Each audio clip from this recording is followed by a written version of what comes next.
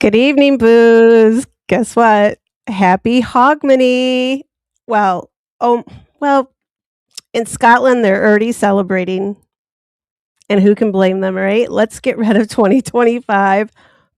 Let's set stuff on fire, like big balls. Um, yeah, let's just do that. and let's start 2026 off right. So, whether you guys know what Hogmanay is or not, we're going to talk about it tonight. So by the time I'm done, I will either have you completely confused or I will have taught you just a little something, hopefully. And since we do like some ghost stories, and since the end of the year does signal a thinning of the veil, I did find a couple ghost stories to tell tonight too. So, with that, I'm going to jump in and say hello to everybody. I see you guys. At any minute, I'm probably going to scream out in pain. I'm not being murdered, at least by a human. Um, Tansy is on the prowl. She's sitting on the bed. She's got her little butt up in the air and it's wiggling, and her little tail is like thump, thump. So I'm about to be attacked at any second here. All right. Well, hello, Darlene. I said hi to you earlier when we first popped in. And sorry I'm a few minutes late, but hey, I'm doing pretty good. I didn't mute myself. I took my pom pom off tonight, guys. I think I'm ready to remove the training wheels. We'll see. We'll see. I might need to. It's still right here. I still have a little piece of sticky tape on the bottom of it. So if I do need it, I will. I'll still have it here. But yeah, pause crossed. We're gonna end 2025 better than we started it. A little, no, not that much better. But we're no worse. We're no worse than we were maybe when we started last year, right? I don't know about you guys, but I sure am. Whew. Let's sweep this crap out the door and open a new one. So here we go. Hello, Clips. And hello, Mia B. What's up? And Darlene says, well, you know what? Tonight, Darlene, you are honorary Scot, whether you have Scottish blood or not, and you can be Scottish. All you have to do is just have a slight fascination. You don't have to be all crazy for it, but having a little bit of a fascination for men in kilts is a slight requirement. Yeah, it's a slight requirement. And especially if you want me to Scot bomb you every day like I do Mia with hot Scots, which some of them may or may not have their kilts on. No, they're not naked. They're not naked pics.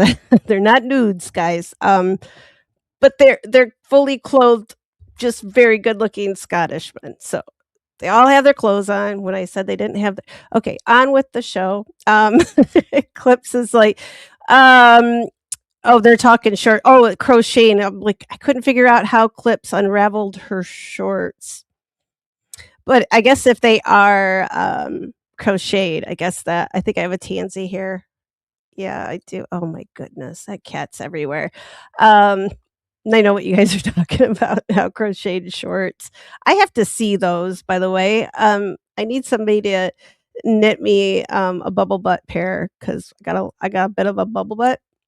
It's all those years of horseback riding. I think it's less bubble and more callus by now, but no, I'm just kidding. It's not gross. Hi Ruby, how you doing tonight, hun? Um, Ruby and I got to talking about cinnamon bears earlier, and I don't know if you guys have ever had them. You can get them at Tractor Supply. You can get them at Menards if you guys have those. I think they have them up to like Colorado, Oregon, or no, Utah. Sorry, not Oregon. Because because I think Nebraska does have Menards, but they come in a big old bag, right? Like a pound bag, and or like the bag I got was just a little bitty one, half pound. And we were talking about them that I consumed one bag in like 3 days. I can't have them in the house. I think I've told the story before of when I woke up in the middle of the night, didn't realize I'd fallen asleep because I was so tired, and I had cinnamon bear. I had like one stuck to my front, and then I got up and there was one stuck to my side. So I don't go to sleep with cinnamon bears anymore, but I don't even know how they got in the bed with me because they were out in the kitchen. So I don't even know. I don't know. Either that or they came to get me in my sleep, and yeah, that's I rolled over and killed them. uh I'm just popping through here. You frogged your shirt. What's frogging? Okay. New term. I'm learning new things here. Oh, and by the way, guys, I did pour myself a little glass of wine tonight. Since tonight is at midnight, it's going to start New Year's Eve. But in Scotland, they've already started Hogmanay. So I will be taking a sip. I can't do whiskey. Not if I want to breathe anymore. Oh, it's like gasoline. But I also have my water and I have my Diet Coke here too. So I'm not going to be a bad girl. That's the only glass I'm having. Maybe. Unless you guys twist my arm. But hello, Ernie Birdie and Sassy. Sweet and sassy. Salty and sassy, maybe. And Ernie some more. All right, I'm just gonna pop down through you guys. So, show of hands in the chat. I know it sounds so stupid when I say that. I'm sorry, guys. I sound like one of those little the YouTubers, the little guys, you know. I shouldn't say that. When I say little guys, I mean like my son's age, right? They're not that little, but yeah. They're always like, show of hands in the chat, like when they're streaming, doing their what do you call it? Video games. Sorry guys. Maybe I should not have had that sip of wine. Woo! It's gone to my head already, guys. And somewhere, yeah, Rubicon, I sent Rubicon one of the it's night and day with this cat. She's definitely bipolar. And one minute she gets up on me, like just before I started the stream, I have like my knees up here, right? And she just was sitting here on my knee watching me, fiddle around with stuff. And the next thing I know, like she's not on my knee anymore and she's over doing the little jungle cat position. I was like, well, this doesn't look good. Like one of us is not coming out of this alive, and I'm just gonna assume my 9 lives are I've probably used up more than 9. So yeah. Let's see. So I'm gonna go down. Oh my god, you guys have gotten so far. Okay. All right, I'm gonna go down. Sorry. Tunes. Oh, thank you, Clips. I took a shower and I washed my hair for you guys. But most of this, my lips are on fire. It's been so cold here, and I keep forgetting to put like Vaseline. I always do that. Did you guys? My grandma told me to do that, like before you go out in the cold weather, like to put Vaseline on your face, and like your lips, right, to keep them from chapping. And so I don't like putting it on my skin though, but I put some moisturizer on before I go out. But I forgot to put the Vaseline on my lips, and they hurt so bad. So this is just like a little bit of colored, I don't know what this stuff is, lip oil by Elf. And yeah, I didn't get injections or anything, guys. You can tell they don't look they're not any bigger. They just are a little redder than normal. So it's yeah, Ernie, I 2026, I think is gonna. I have high expectations for 2026, and mm, I can't say. Yeah, you know what? I am ending the year. At least I am, and I hope everybody is too. To think of like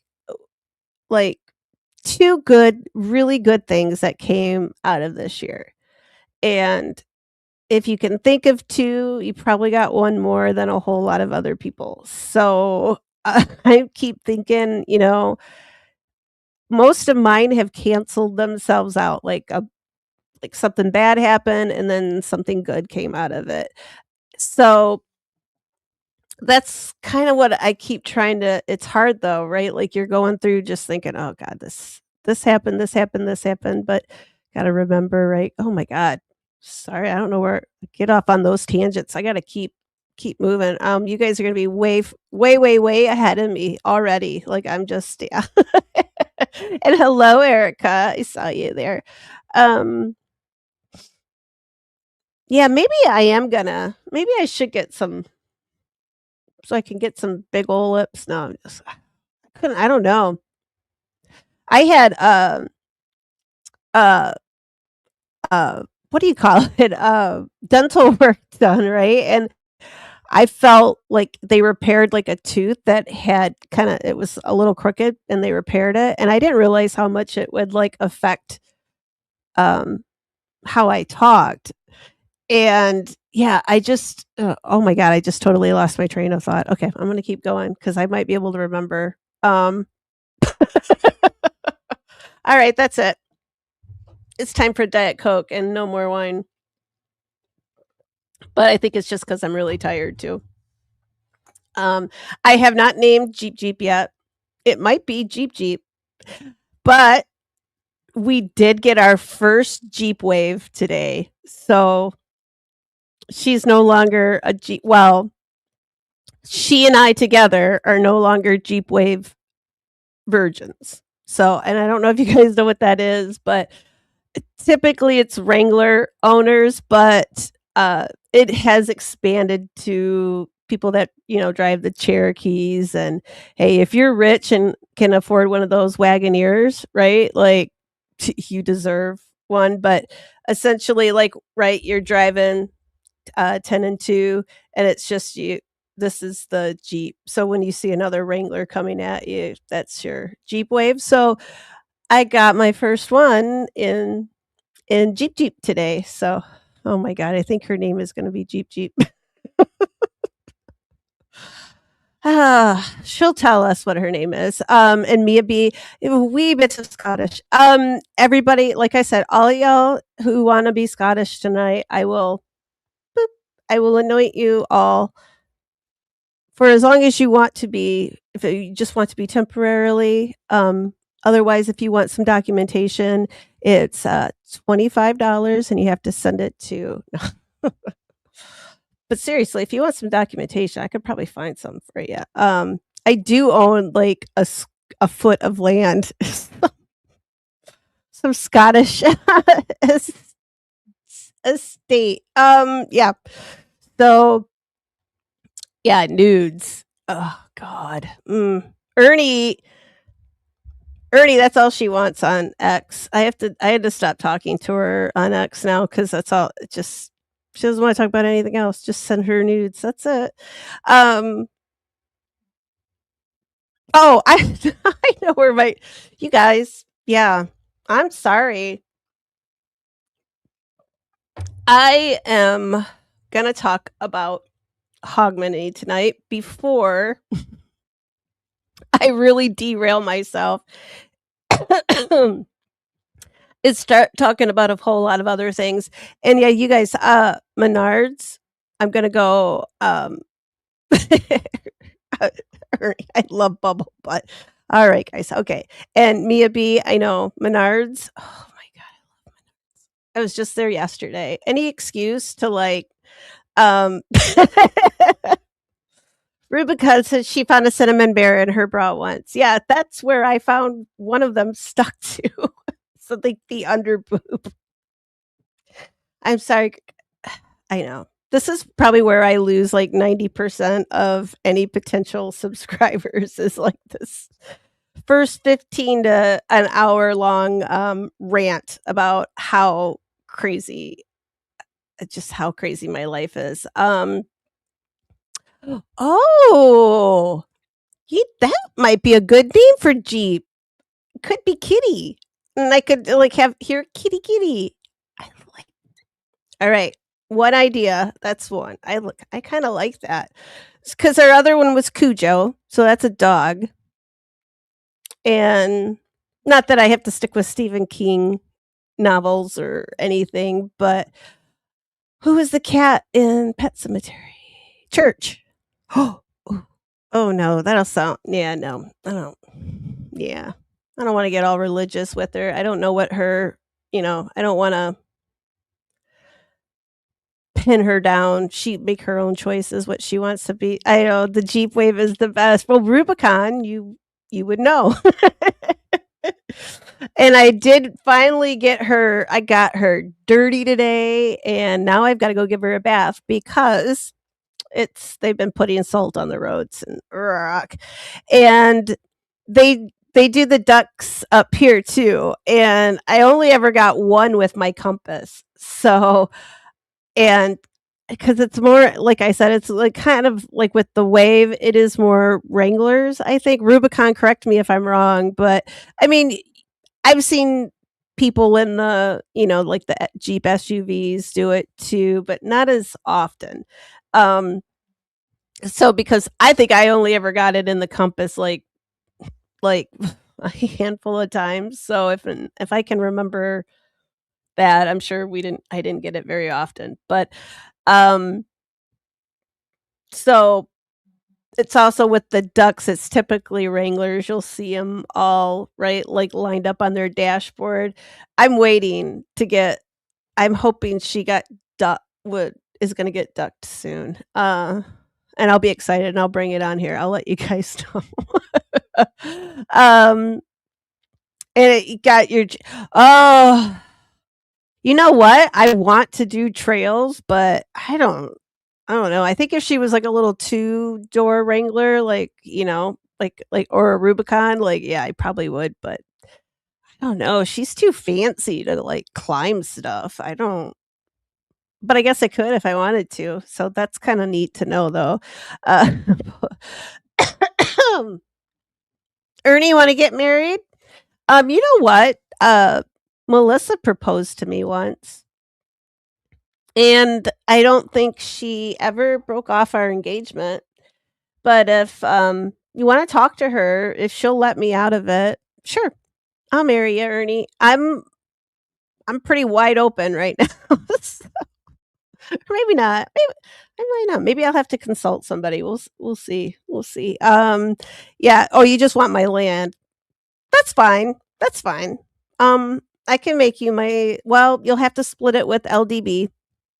So anything that I have, but that also means you got to take the cats and, and the dogs if something happens to me. Um, and I did tell you, Ernie, my great grandma lived to be 102, and my grandma lived to be is at 92. So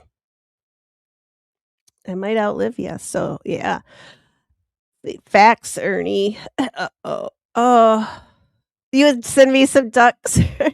I have some little pink ones that have sunglasses, and I bought them from the Karen Reed stuff, right? Like you're supposed to write hashtag FKR or something like that on the bottom of them. And then I think we're too far north. Like a lot of people just didn't know what it was up here. So I was kind of like, you know what? Maybe I'll just save these. And so I have those little pink ducks now. So I'm gonna get yeah, darling. Well, but I don't know. Ernie and I could be in. What if we're really in love? We just live. I mean, I guess we could just live together, but um, no, get married. Okay, I don't know, Ernie. Everybody's saying no. I just think they're that LGBTQ HGTV. They're anti that, right? They're just like, let us be us, guys. Come on. I got good genes. Hello, Don Reed. Um, someone needs to send the makeup. I need some. Hey, I'll take anything anybody wants to send me, and I'll take tips too because I'm a mess. Uh, but yeah, Ernie, you never did get your stuff, did you? All right, okay. Now we're we're at the end, and I will start. Let me get some more Diet Coke of me. Oh my goodness. I have a bad feeling I'm gonna, like, lose my train of thought, like, a lot tonight, but I'm trying to where's my I have something to play you guys first. Hopefully. Hi, Don Marie. You guys are too funny. Um, yeah, Ernie, my big old bubble butt. I don't know. It it's made for riding horses, I'll tell you. It's got a lot of cushion. Um Actually, don't girls aren't they all now like, now everybody's getting, like, the really big butts, so I don't even have, yeah, mine's probably just not even that exciting anymore. Let me share this. I got yeah, I do. I have glasses, Darlene. Um, I got a bigger screen, though, and I only need it for when, like, I'm on my phone or my laptop because I have that astigmatism, so it, like, makes stuff look really weird. And I'm trying to share a video. Okay, here we go. Nope. All right, maybe? I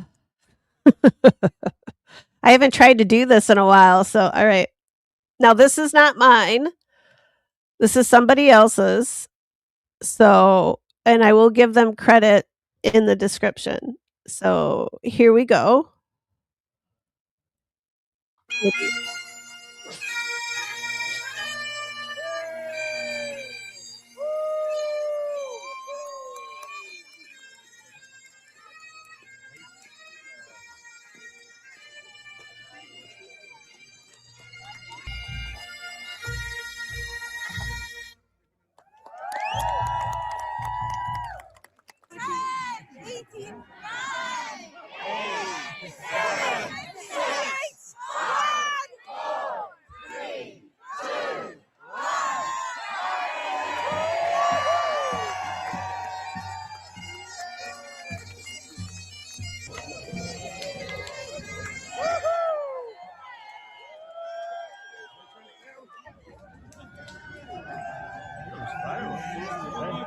I will be.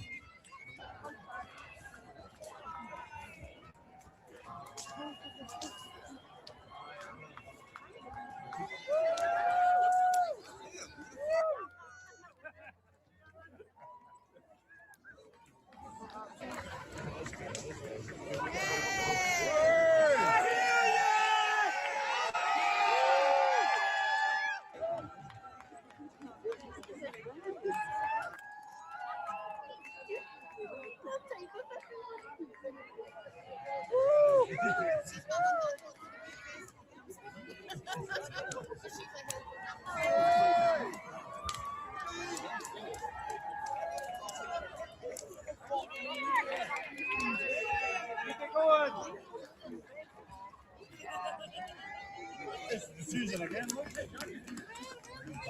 Oh.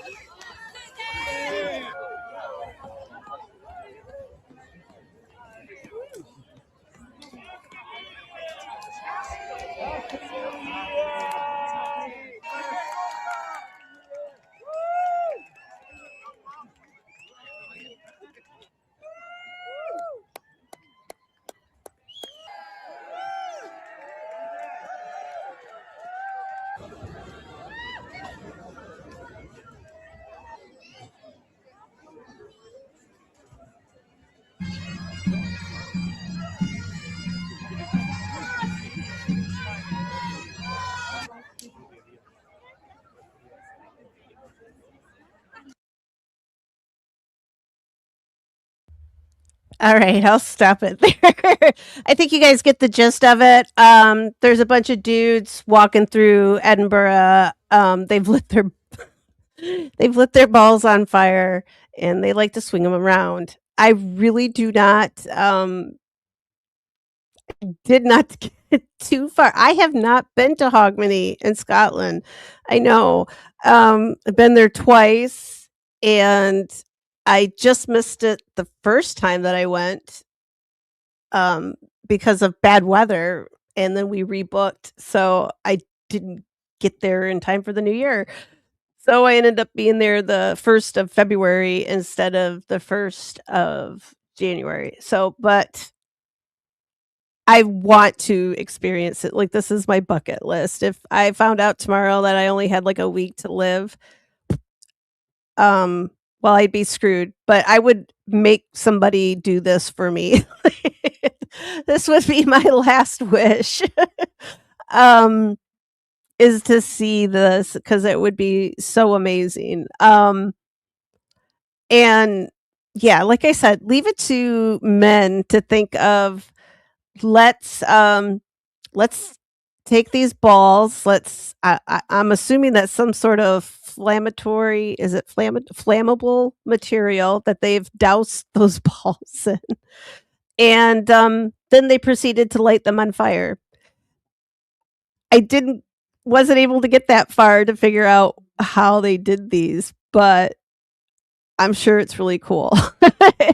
And hopefully this won't be my last Hogmanay on here. So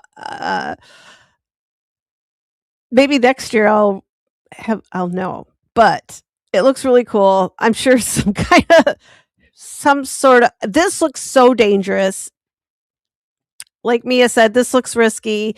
This is beyond I guys, I could totally see myself throwing, like, letting loose of that. Like, what if somebody, like, and this should be on, like, the British true crime that, like, I love, and I know Mia watches them too. Like, oh my gosh, I'm trying to think of which is Shetland is one that we watched, but those the procedural dramas, like what we have, like Law and Order types, right? Like that's what their equivalent, but it's all up in the Highlands of Scotland and out on the islands. But yeah, that's oh my god, I lost my train of thought again. That is okay.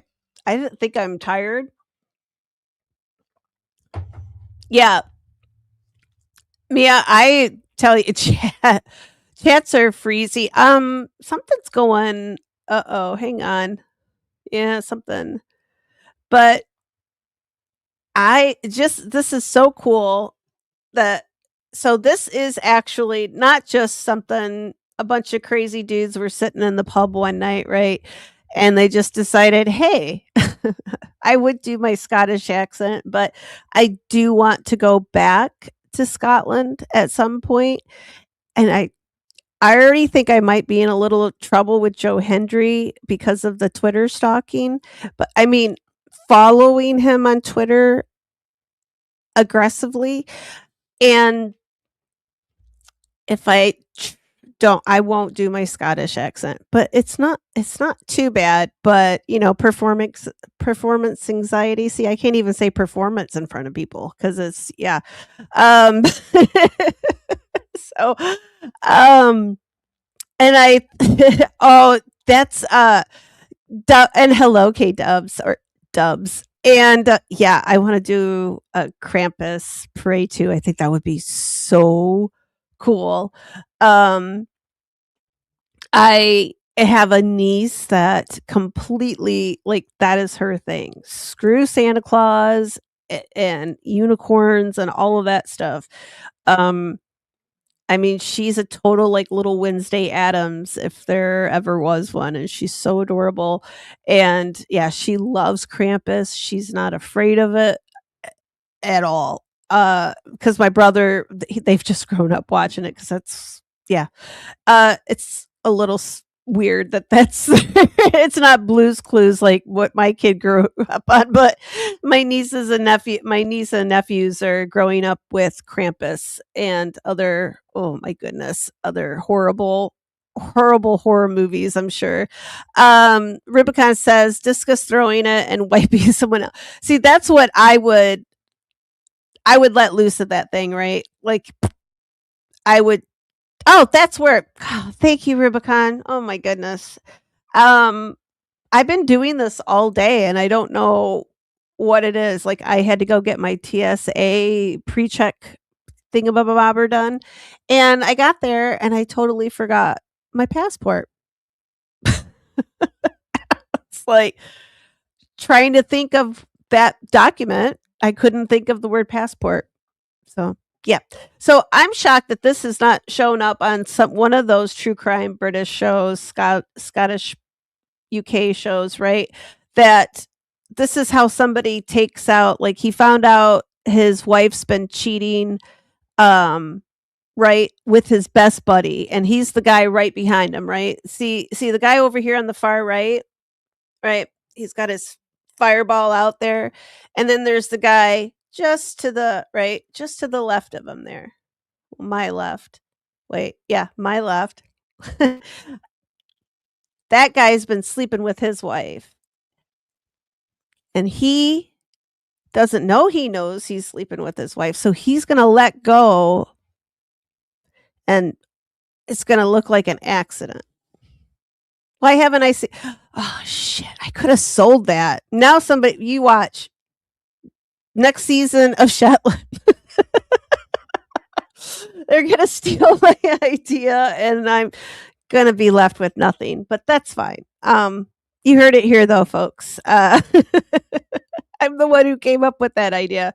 Or he takes out his wife that's in there in the crowd, like she's standing there and it triggers him and he just lets go of the fireball and takes her out. Yeah, I envision that.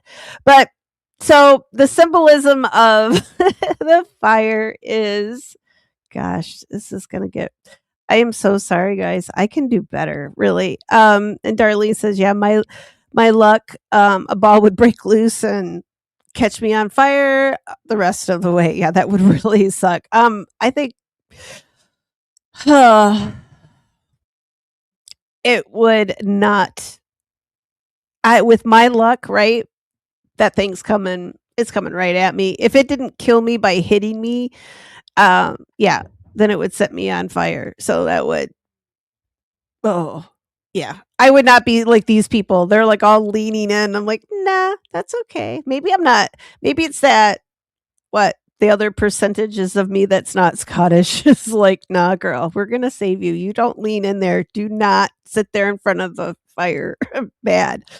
And Scotland is absolutely beautiful. Well, there's no more beautiful place in the world, at least to me. I know that sounds corny, but and hello, the nefarious Tish is here. Whoop. All right. Well, you guys are hanging in with me. I'm sure we've got a dozen other people that have already ran screaming, ears bleeding.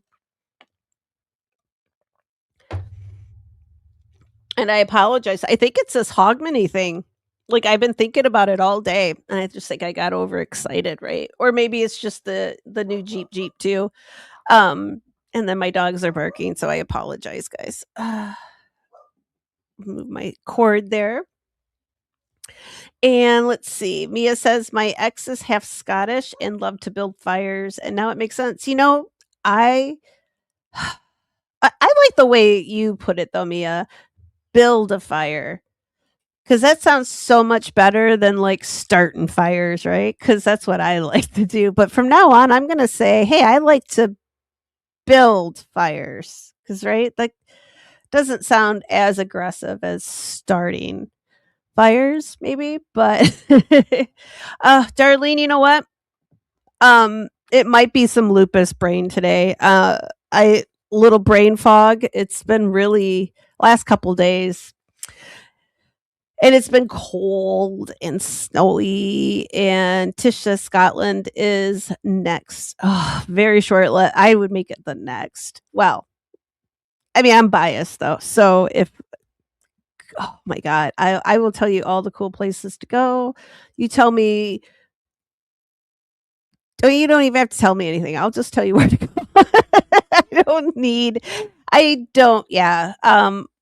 I've done that to my brother and his wife went to Ireland for their honeymoon, and I've been a few times, and I like told them, "Hey, just rent a car and do this and go these places." And yeah, that's what they ended up doing. And they're like, "That is the best thing." And I'm like, I learned trial and error. Like my very first trip, I just booked my tickets. I had like so my airline, I didn't have a car. I took the transit buses and trains, and it sucked. I mean, it was better than what it would be here in the US, I can say that much. And yeah, so I learned a lot that first trip that I was like, I will never do these things again.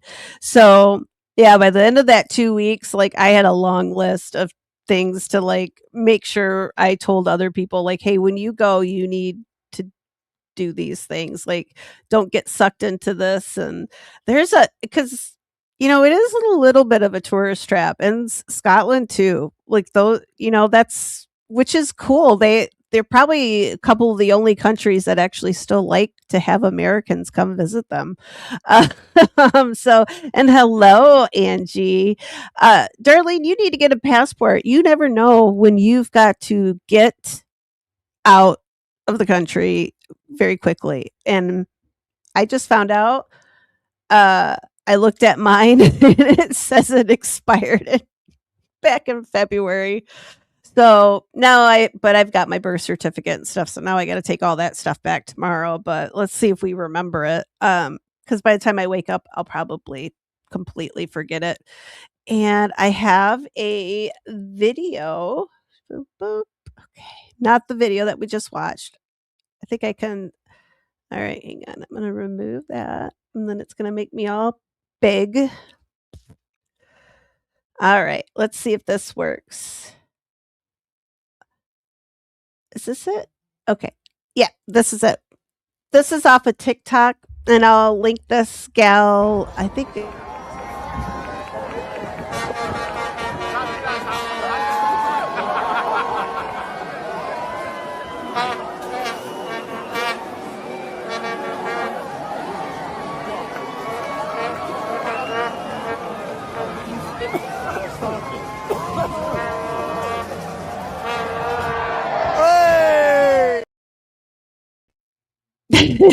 Hey! Oh, I'm not. Look at that. I'm remembering, guys. I say that, watch. That'll be the next thing I forget to do is to unmute myself. Or so those are called Stonehaven fireballs or burning balls. Either one, take your pick. Both are hilarious. It sounds more like something that you pick up when you go on vacation. That you shouldn't have. So, okay, my bangs are gonna drive me nuts. All right. So, that was actually in the town of Stonehaven, and I believe that's where this ball fire throwing originated. So, they're called the Stonehaven balls. So, yeah, that was the town, and I think that was just last year. Or maybe that was this year's already, because they've already started partying. Because if you want to party, go hang out with some Scots. They're gonna start the party early, and it's gonna be fun. I mean, look, there's freaking fire, guys. There's fire, and there's whiskey. And what's gonna happen when those two mix? Fun, lots of fun. In Rubicon, it doesn't it? Rubicon. Oh, we should go together. There's another field trip for all of us to take. We'll all go to Hogmanay next year, and then we'll fascinate them with our knowledge of what I have taught you tonight. But we'll brush up on it just before we actually go. Right, yeah. Burning balls does sound very painful. I do not want it, but I don't have balls, so I'm probably okay. And hello, traveling fools. Welcome, yo. And let's see. Well, it's okay. You can Irish is close enough, darling. It's fine. Like I said, everybody's honorary tonight, so unless you don't wanna be, then you don't have to be. I won't put that on you. But we are fun. So, I'm gonna tell you first, I got my little ghost story, which I probably should have just started off with because that was the plan, and I'm trying to see. I don't know where I put my notes. There they are. Oh, boop. Hang on, I'm gonna try this one more time. There they are. Okay, here we go. So, I don't know. I'm gonna explain really quick. I'm gonna pull this up here so I can kind of watch chat and read at the same time. That's two things I got to do at once and still be here, still be upright. So, my ghost story is called The Watcher of the Closes. And that's not a play on like clothes, like closes. It's closes are these, if you think of them like little alleyways in between old as hell buildings in Edinburgh, like in Old Town, because like they're just these little narrow passageways. But at one time, these would have been people would have lived off of these. So they were called a close, and at one time they would have been able to shut the doors on them so people couldn't come in, but also so people couldn't come out. And reportedly, I think every close that I have been on or through in Edinburgh, like in the Old Town section, they're all haunted. Whether they're all individual ghosts or if it's one ghost that haunts all of them. And one of them is called the Watcher. And then this is just a little, I don't know, a little telling of the ghost story. And then I'll tell you a little bit more about the Watcher, or at least a little bit of what I know from when I went. And I stayed off we stayed just off of one of these closes. Um, so Edinburgh is a city and it's built on layers. So these streets, like the old Edinburgh, is way down below. So there's lots of layers to the city. And this is also means that there's lives that have been built on top of older lives. And in the winter months, these layers become very thin. And this story is told in the Old Town, where the closes are narrow, the stone is dark, and the past never fully leaves. It's said that on certain winter nights, especially near Hogmanay, someone walks the closes. Not a rushing figure, not a screaming one, but a watcher. The sightings usually happen late, after midnight, when the city is quiet. People always report the same thing. They feel watched, not threatened, just noticed. If they turn quickly, they might just see a man standing at the far end. He wears dark clothing, old fashioned, but not theatrical, and his face is pale and it's still. He does not move towards them. He just stands and he watches. And for those who see him, they say the same detail every time. He makes no sound, no footsteps, no breath, no rustle of fabric. And when they blink, he's gone. And some say this is the spirit of that has been tied to the plague years in Edinburgh, and that was in the 1600s. And like I said, these closes could be locked to keep people out, but they could also be locked to keep people in. So when the plague came to Edinburgh, people were closed off into these closes. Families were trapped inside, so people were literally just dying in their own homes. They were dying in the doorways, they were dying up and down this alleyway, this close, and no one ever came to help them. They just locked the doors, waited for them to die. And it's believed that one man was tasked with watching to make sure no one escaped. And night after night, he would stand at the entrance.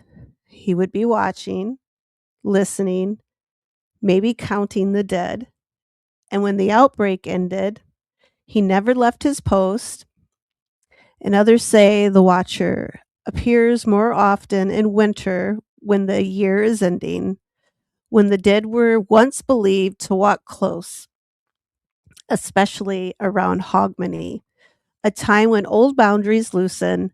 There is one fine detail. People who see the watcher often say they feel compelled to stop, not in fear, but in respect, as if something ancient is asking them to acknowledge it, to remember. Because Edinburgh does not forget its dead, and some of the dead still stand watch. I love that one. I had to ad lib in there a little bit too because yeah, there's if you don't know about it, right, like the plague years, it was pretty awful. Uh yeah. I mean, it's no worse than probably what we did with outbreaks in this country when things went south, right? So it happened there too, but yeah, the Black Death, they would have probably had any number, smallpox. They had some weird names. There was like the sweating sickness, and um, God, there were such crazy, and usually they were literally whatever that they said. Like, right, the sweating sickness, they just pretty much just sweated so much that, right, they just dehydrated. And so they were always very, I mean, they were really very specific, like exactly what was going on that caused the deaths. So, um, and you didn't, and I have one more after this one. I got another one. So that is the Watcher, and he is it's a true ghost story. People do often see him, and it's up and down these closes, all through Edinburgh. I need to get some photos for you guys. I have so many of them, but I didn't have time to pull them all, or actually any of them. Just the ones that I loaded up for a video that I'm going to show you here. And they're not my photos either, but I will put in the description where they came from.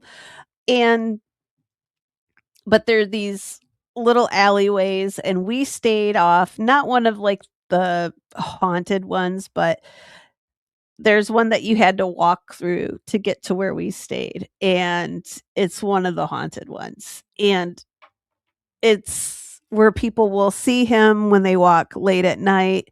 And I know most people are going to be like, "Oh yeah, they're probably drunk, right? Coming from home from the pub." But that's not always who that's not always the people who are reporting seeing him.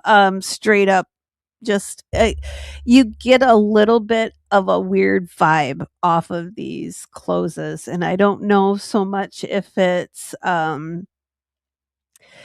knowing what happened there and that causing you to just feel a certain way, or if it's because people, like, it's well known that, like, they're creepy. So, and little scary alleyways, right? They're a little creepy in general. So it's not even doesn't even you don't even have to know what went on there to be, afraid of it.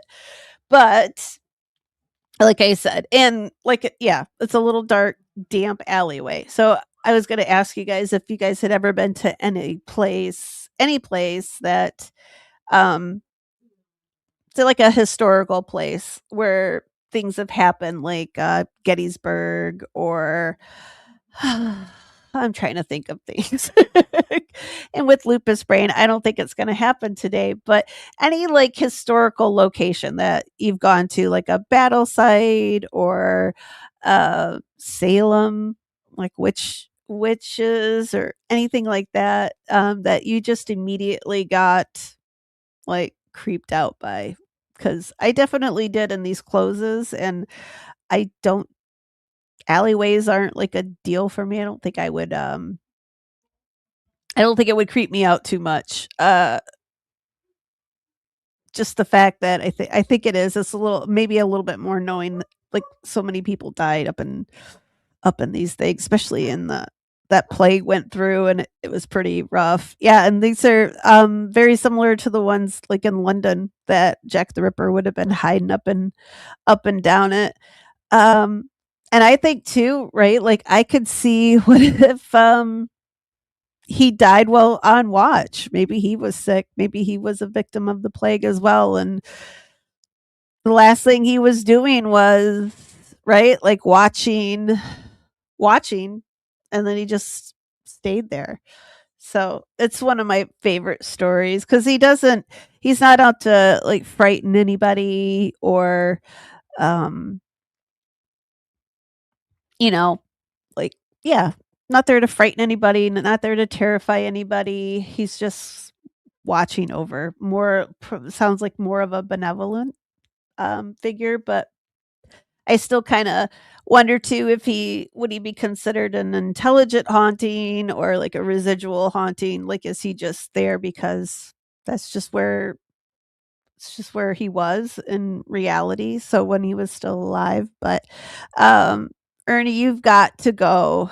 Oh, I'm going to tell you all that. Every time you guys say you want to go to Scotland, I'll be like, you got to go. You don't need me to convince you because if you already want to go, but yeah, they built on like there's a whole like underground to Edinburgh. It's so cool. And you can go down and you'll see really what these closes are. It's yeah, I don't even know how I can't even really explain it that well. They're almost like dungeons, I guess, because there's no light or anything like that that's getting in. So it's all below ground, but it used to at one time it would have actually sat up above. It's a weird thing to envision, but that's how Edinburgh is. Because I know they have some bridges that aren't bridges anymore, but you can still see the structure of them like below because they just started building up. It's really neat. And yeah, my nose is oof. Potato famine. Oh my gosh. In Ireland, like 3/4 of the population. Um, yeah, that's yeah, either died or immigrated to the US. That was a lot. That was a lot of people. Wasting away disease. The wasting disease. I remember I think that was one of the things they called consumption, I think. Uh-oh. I might yawn. Sorry guys. Holy cow. Um, yeah, I you'd be like looking everywhere. That's kind of how I felt. Like, yeah, just always like look around you. But I do I do remember like feeling kind of like I was being watched.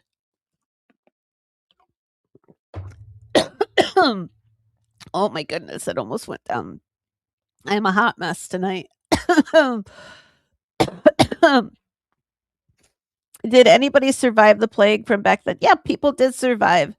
And I think that's how I watched some documentary. I'll have to look it up, Ernie, because I can't recall, but it was something with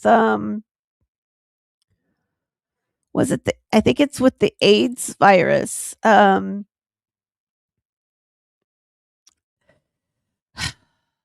people who survived like the plague, their descendants are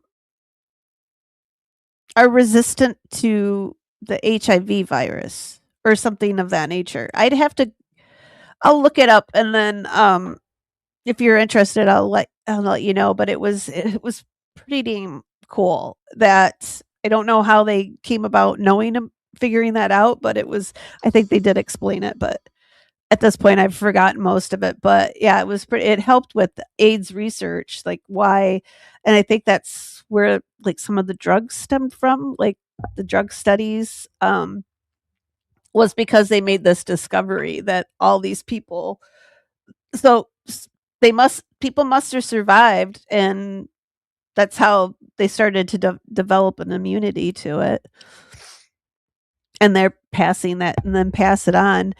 um but gosh, I can't even imagine it being the only one like in your whole family that didn't die from the plague.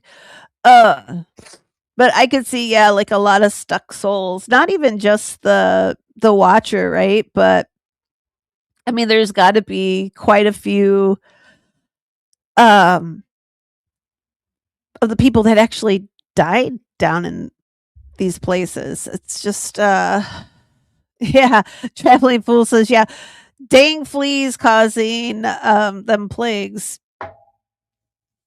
I know, why don't they just like, vacuum better? And thank you, Charlene, still for loving me. I know, I'm telling you. Um I my nose just suddenly got all stuffed up, and my brain is just, yeah, it ugh. But thank you, Charlene. And Ernie says, I've heard of the resistance to the virus or whatever it is. Yeah, and it was really cool. Um One of those ones that stuck with me for whatever reason, because I wasn't that fascinated with AIDS research, but talking about the plague, I was all there for that. I was like, "Oh, really? The plague? Tell me more." And genetic advantages. Like if it just passes down. I gotta stop. Stop. Oh, Mia's pulling it out. Okay. ERAP2 gene, a specific mutation in this gene, helped the immune system identify and fight the bacteria more efficiently, significantly increasing survival odds. Bam! Everybody is smart now. Well, we're more educated than we were earlier. Manchang Tiff. Yay! Hello. It is when I find it, if anybody else wants to know, I'll put it in the description too, if anybody's interested in that. But I found the whole plague thing really cool. So I kind of checked out on the AIDS research. I'm like, not that I don't care, it just wasn't as interesting to me as other things like, ghosts and stuff that I could be watching. But I will link that. I will find it and link it in the description. My dogs start talking about ghosts, and then they're all like barking. I know it, yeah, wasn't it something too, cuz I'm an O negative. Yeah. Yeah, O negative. Uh yeah, and it was with something to do with your blood type too. Yeah. See, Mia's going to school us, which might help me because I'm not going to be able to breathe here after a few minutes. Oh my goodness. Um you did it, your somebody in your family did not die from the plague, Tiff. Yeah. Same. Well, wait, I'm an O negative. Wait, what does that mean? Somebody in my family must have survived too, or just never been exposed. Look at all you O positives. You know, leave it to me to be the negative Nancy, right? Like, yeah, there's so Toombs over there. She's so negative. Oh my goodness. Look at all of us in one place. Holy Is that weird? All the O's in the, I mean, oh, sorry. I know. Yeah, I know. I'm making sure nobody's coming for my organs and crap, man. I get a little when they say that stuff, right? Like I'm like, no. But they probably don't want my organs anyway. Like because I do have lupus, so I don't know about Darlene's. They might not like. Wait, wait. Did I just see? Wait, where is she? The nefarious Tish. Where is she? Did she?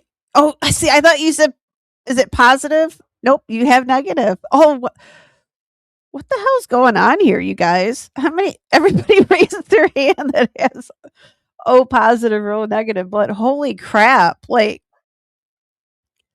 wow. Oh, we're the original. Oh, well, that doesn't sound. Is that? Does that make us cooler? I think it should, right? Yeah, that makes us cooler. The rest of humanity. Yeah, yeah, yeah. All right. I'm getting really sidetracked tonight, guys. I really do.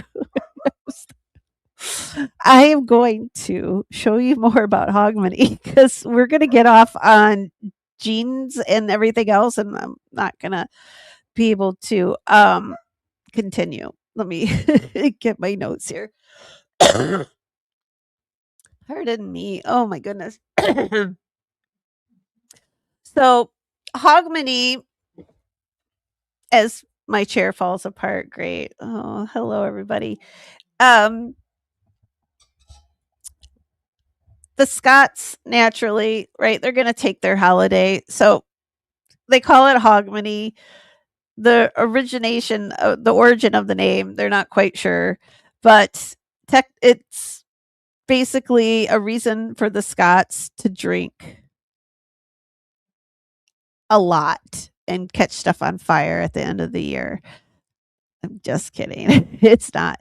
But it is really cool that they do that. So it is essentially just New Year's. And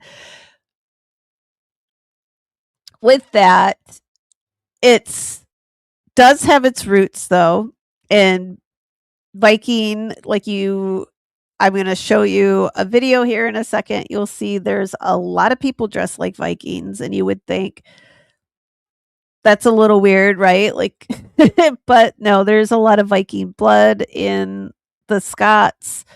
Red hair, blue eyes is typical of people that do also have Scandinavian blood, which apparently I do. I had some tour guide once tell me that I had a Viking in my family, and I'm like, "You don't tell my mom that." And he didn't really get it, but I thought he was trying to say, I'm like, I know who my dad is, dude. Don't be trying to put stuff in my head. But um, oh my gosh. So back in the day, so boop, trying to find my notes here again. It just went away. All right. So Scotland's New Year. I'm going to show you some awesome. Let me do that first. I'm going to show you the.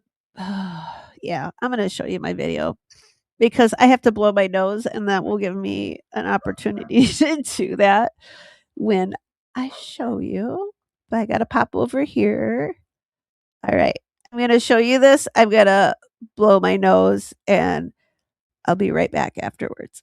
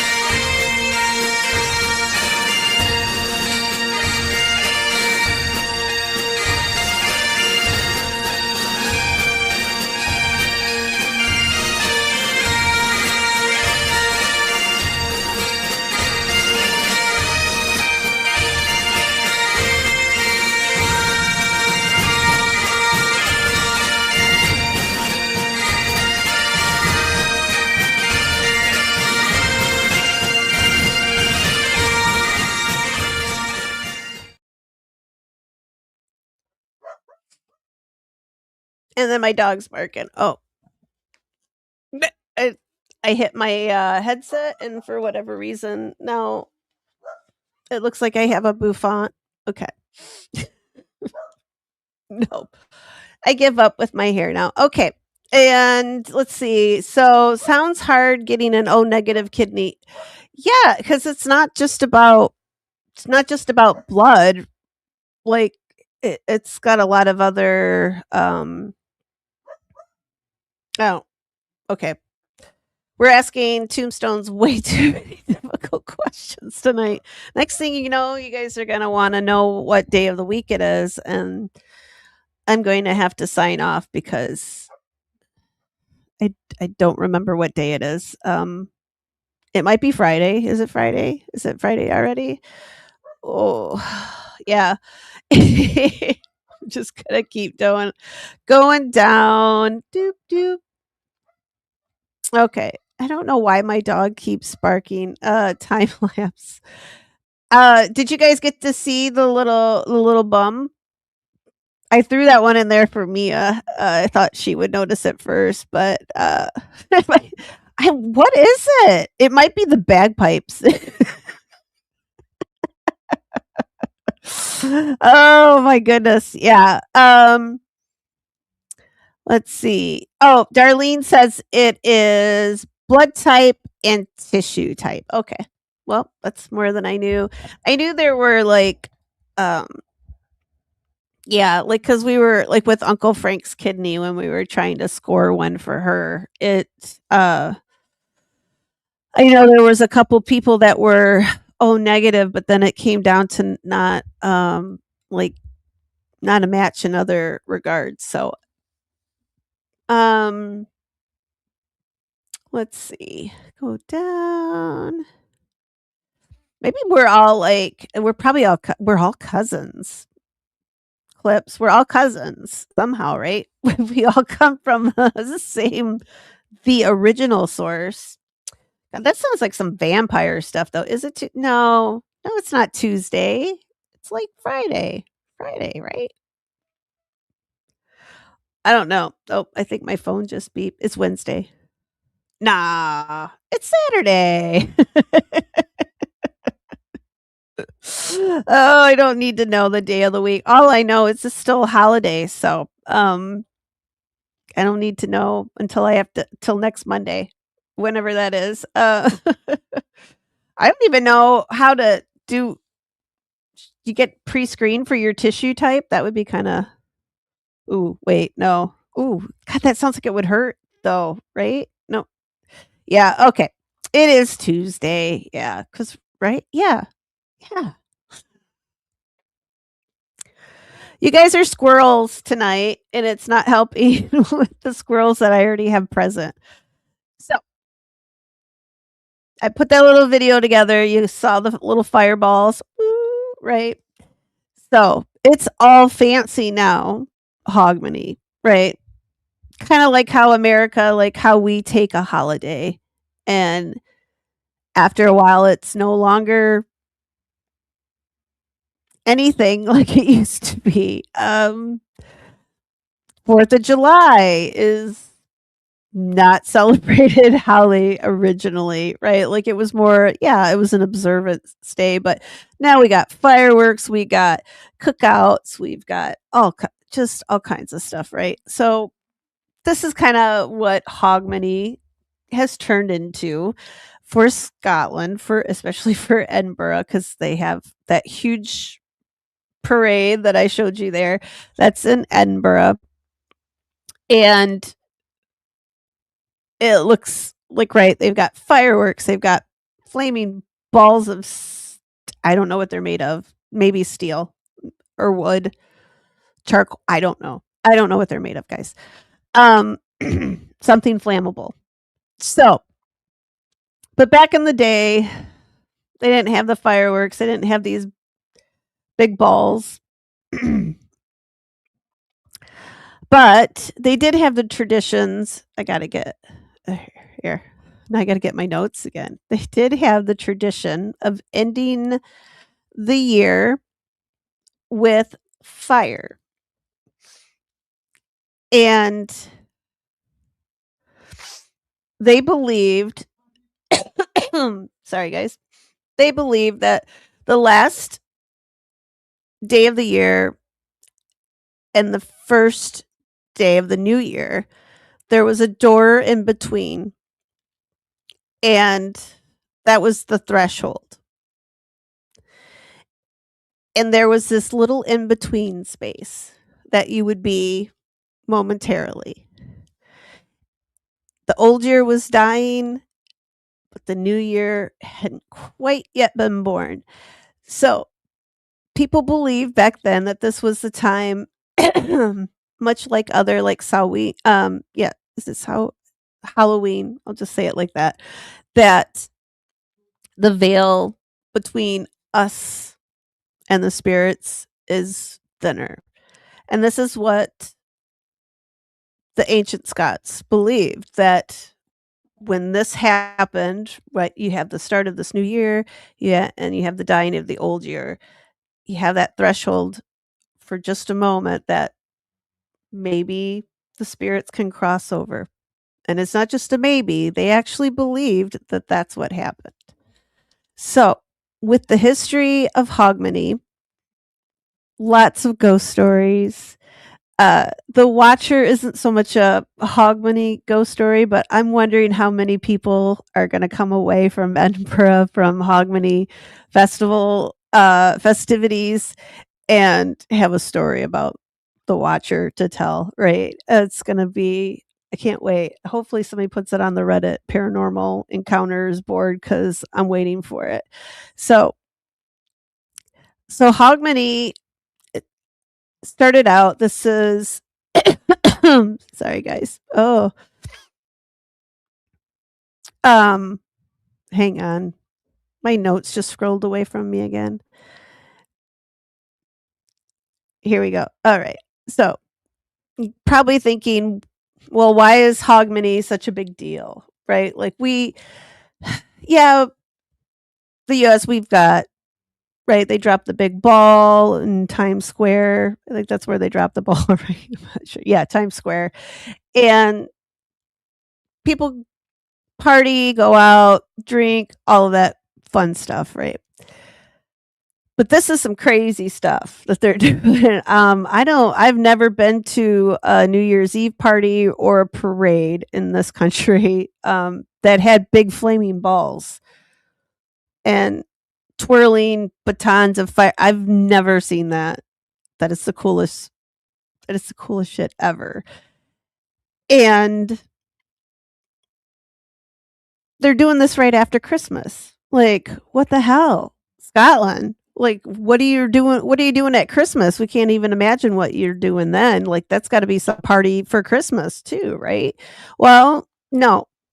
Scotland didn't have a Christmas for a very long time. It was considered too Catholic. So the Scots didn't practice it for years and years.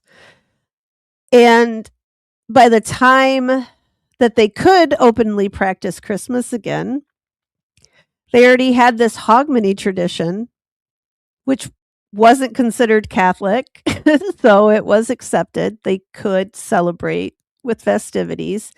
So if you think that they kind of took their Christmas and they turned it into their New Year's, because it still was a recognized, this is something that they did.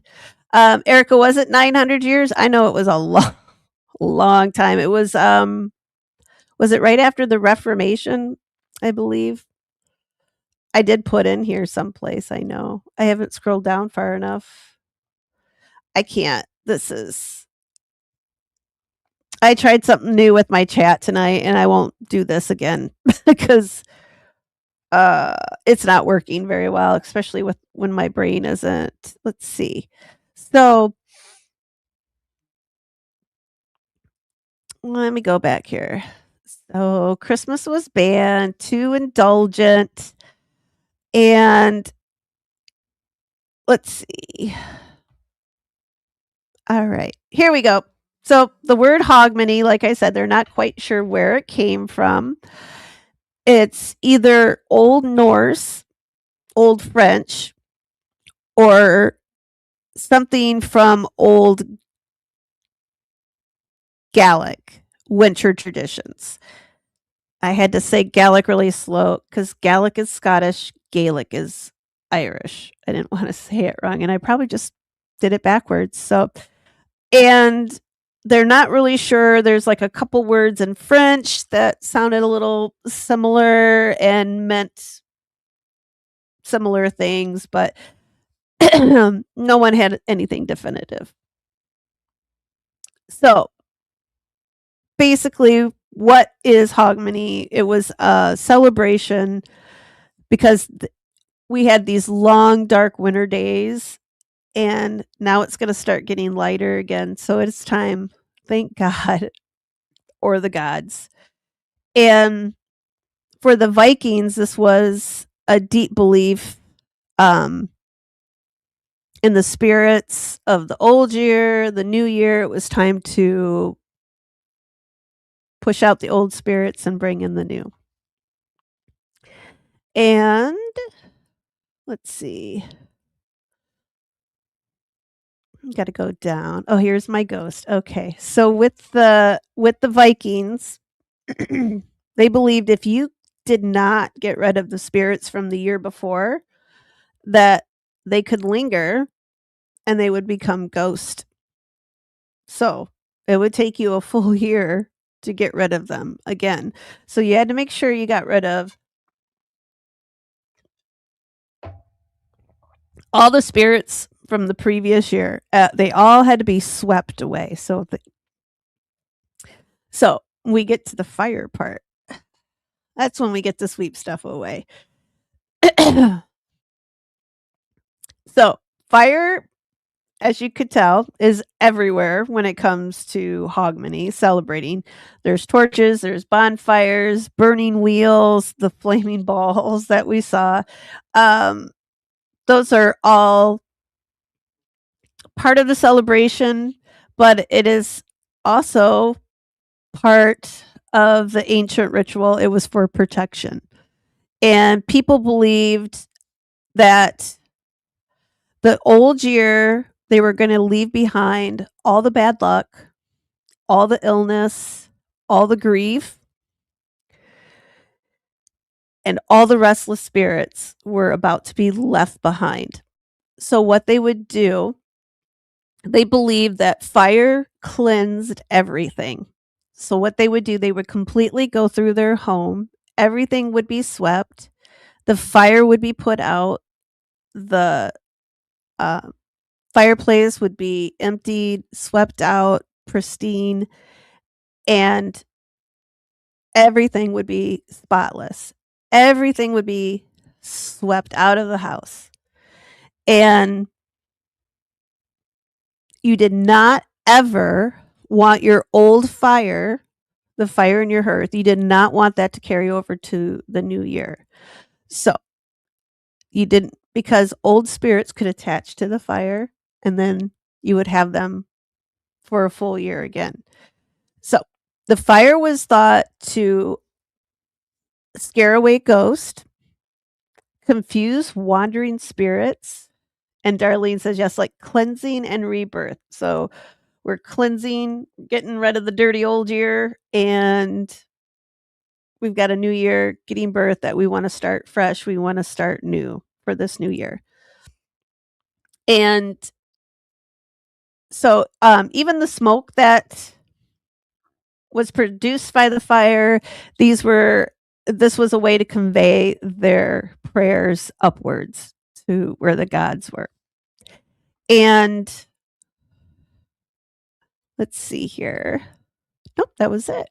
So I hate this little screen. It's so it's like this big on here, and I can't tell if I'm in to the end of my notes for that section or not. So let's see. And I have, so after they would put out the fire, I think it skipped over that part of it for me too. After they put out the fire, the old fire, they cleaned everything. It was time they would build the new fire, and that signaled that it was the start of the new year. because you didn't want your grandma's ghost coming to haunt you, because that is what's next. So they have there's an old tradition, and it's called the first footing and threshold spirits. So one of the most, well, it seemed like anyway, looking up, one of the most famous Hogmanay traditions is called first footing. And this is when the first person who crosses your threshold after midnight of the new day, the new year, they would traditionally bring with them coal for warmth, bread for food, and whiskey for cheer.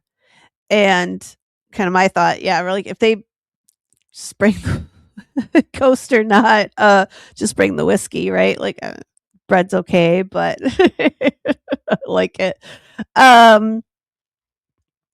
But it didn't just matter what they brought with them. It also mattered what color their hair was. So, if a dark man entered your home, if he was the first footer in your home of the new year, this was good luck. You were going to have a very good year. This is what you wanted. You wanted a dark haired man to come through your door. However, if a blonde stranger came to your door, that signaled that you were going to be unlucky, because blondes, we could probably throw in some gingers in there too, are from Viking blood. And Vikings they were raiders. They signified death. So if you had a blonde individual show up at your house, blondes and gingers meet all in that. Yeah, it's discrimination, you guys. And they say the struggle's real. It's still here. There's still discrimination for hair color. I mean, blondes, you guys a little easier. Everybody thinks you have more fun, right? But it's not fair. But so the thing is, even if there was a blonde standing outside your door, you still had to let them in, because it was bad hospitality, and you risked upsetting a spirit if it wasn't an actual person that was coming to your door and you turned away a spirit. That would also be very unfortunate for you, because you would have a spirit that would linger now for a whole year in your home. And hang on, I need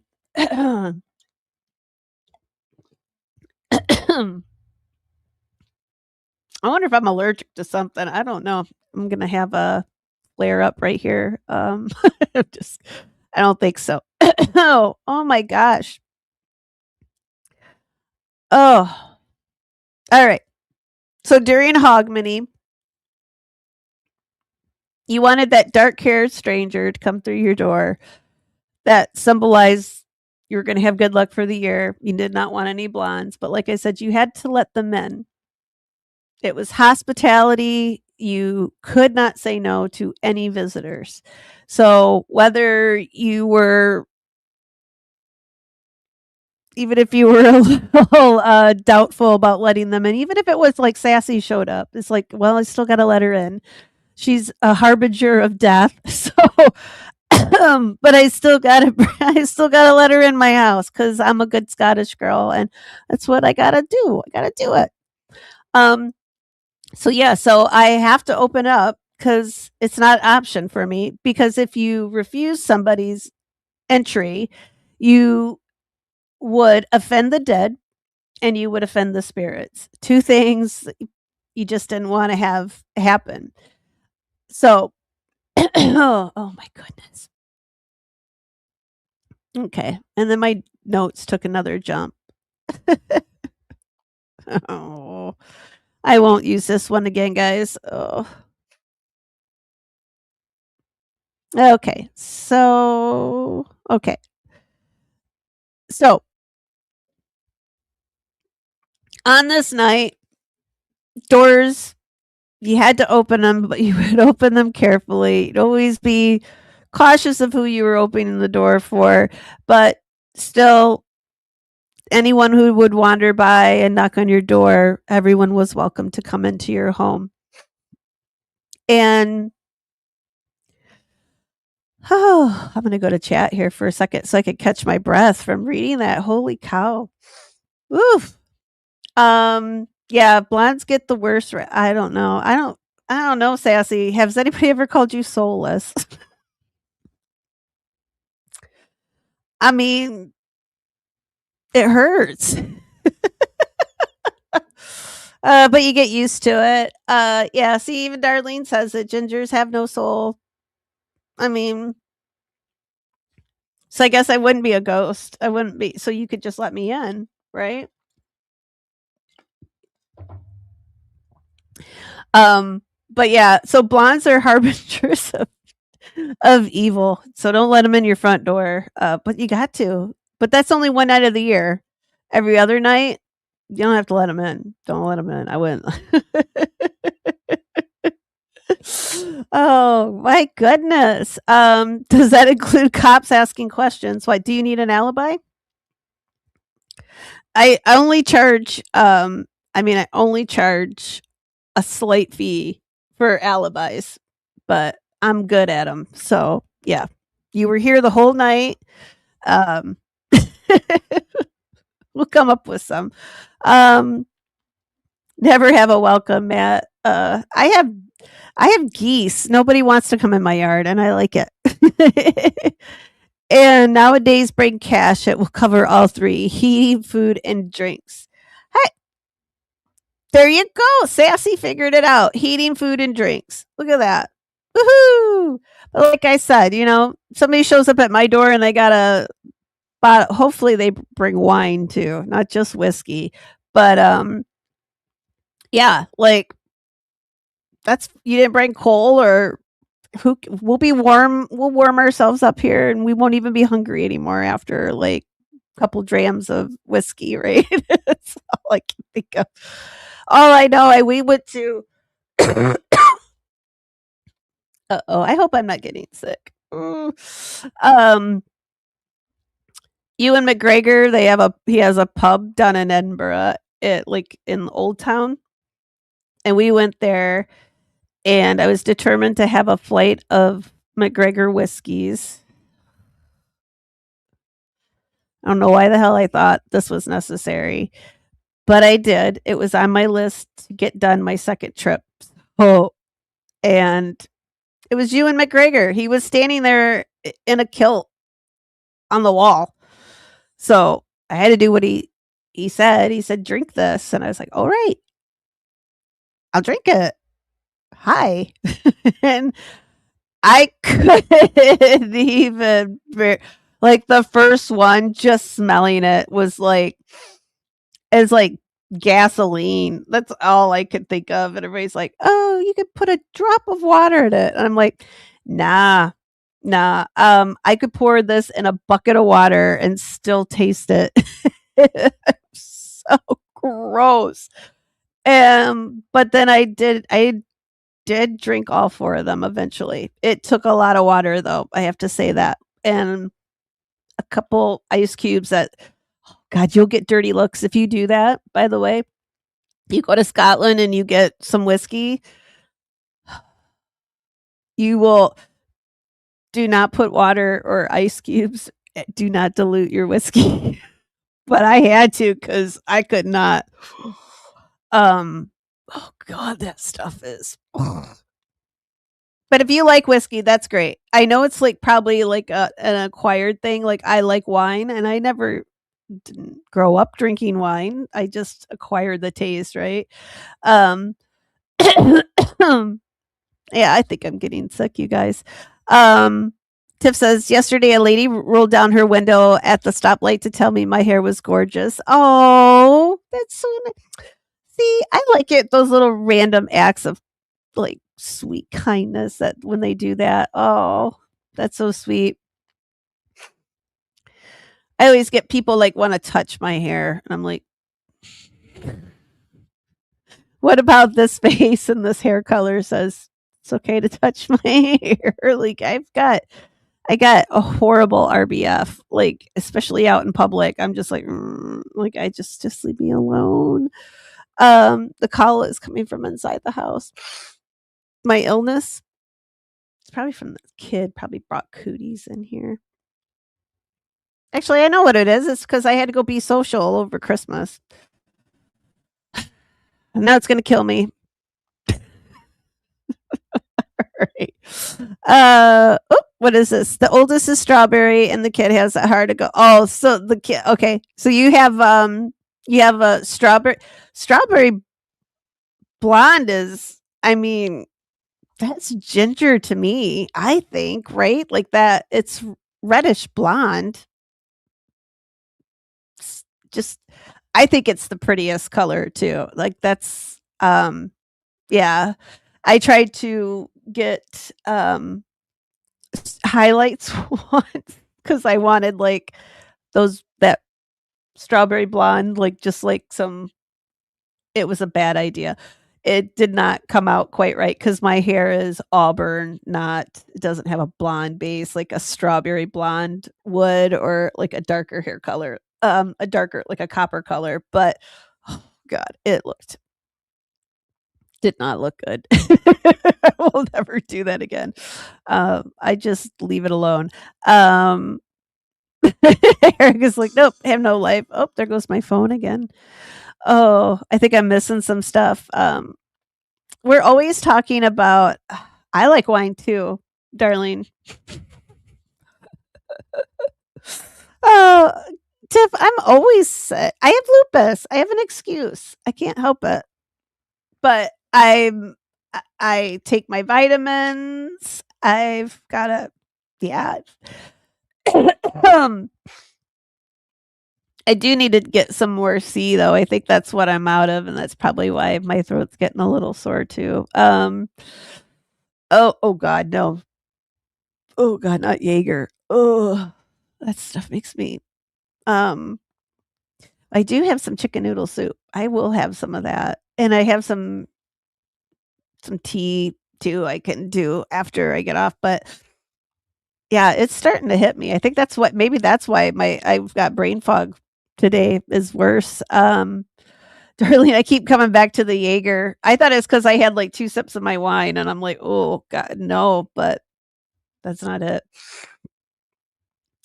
Um, let's see. Tiff, you don't like whiskey either, but you'll drink it. I it's an I guess I should start myself out small. Um, but that was not the place to do it. I went on a whiskey tasting thing once, but they like gave you like a little like it's just like a little shot. And I was a little younger then between the 2 trips. So and this was like a dram of each one was like it was more than a shot. So it was like, oh God. Um, even thinking back, like every time I see you and McGregor, I kind of want to almost kind of want to vomit a little bit. And I love him, and that's kind of sad. The weather is horrible. It's nasty here too. We've got another winter weather advisory, but guess what? I got a new vroom vroom. And I drove her today and it was so cool when I put her into 4-wheel drive. Oh my goodness. It was like felt like I was driving a tank, but it's only because I'm used to that little roller skate car too, and the Compass even seems tiny compared to this. Yeah, here is my soul. Oh gosh, that's not good then, darling. If this is my soul, I should have black hair then. Uh, thank you, Tiff. Oh God. Oh. I lose like a bucket of hair a day. I swear. God, I lose so much hair. But yeah, it. I don't know what I would do. I'd probably lose my mind. Yeah, lupus is lupusing. Oh, all right. I'm gonna get down here, and then I'm gonna go to the next thing. Yeah, I think I'm just getting sick. I wasn't feeling so hot the other day either. I just thought it was because I was tired from. Yeah, my eyes are a little. Uh-oh. Okay. I gotta what do I need to where's my crystals? Oh, no. I'm supposed to go out tomorrow. Oh. Alright, so on the night of Hogmanay, this kinda contradicts the last, but this was another tradition that I found for that the Scottish did practice, and these are called the slough, and this is from folklore. And the slough were these kind of think of them like dementors from Harry Potter. They're so creepy scary like that. And they're restless spirits. Their souls have been denied rest. They died horrible horrific deaths, and they always travel in large groups. And it's said when they fly through the sky, it looks like like a dark storm cloud. And winter nights are their favorite, especially nights like Hogmanay. And the slough could steal souls, they could bring sickness, or they could whisper madness. So they could whisper into somebody's ear and make them go mad. So, because of the slough, homes were sealed up tightly, especially the west facing windows. Why the west? Well, that's where the sun dies and where spirits were believed to travel. So, if you heard a strange wind and it wasn't just the weather, it was probably the slough passing overhead, because that's what they believed, that they would hear the sound of the wind, and that was them passing over, and it would happen during Hogmanay on the night of on New Year's Eve night. Yeah, I'm gonna die. I can feel it coming. I think I've used up all my night lives. One really cool part about Hogmanay that I really like, and I did not know about this until I was reading it. Actually came up in something I was reading about Celtic witches. So on Hogmanay night, it was the night for divination. So this is when people would sit, they could watch the shadows in the fire. They could watch candle flames, reflection in mirrors. This was called scrying. They could also do it with water, I believe, as well. And they'd also sit and they'd listen for knocks and footsteps and voices. And certain signs were believed to be to mean death in the coming year. I think I have to sneeze, but it's not coming. So certain signs, sometimes if they heard them, would mean that there was going to be death in the family in that coming year. And they weren't afraid of it. They just wanted to be prepared. So they would sit and they would do these things. And even the dreams that they might have that night, if they dreamed of a spirit or of an ancestor, that message would be considered a foretelling for the new year. I think oh my goodness, you guys, I am so sorry. I think I started out okay, but yeah.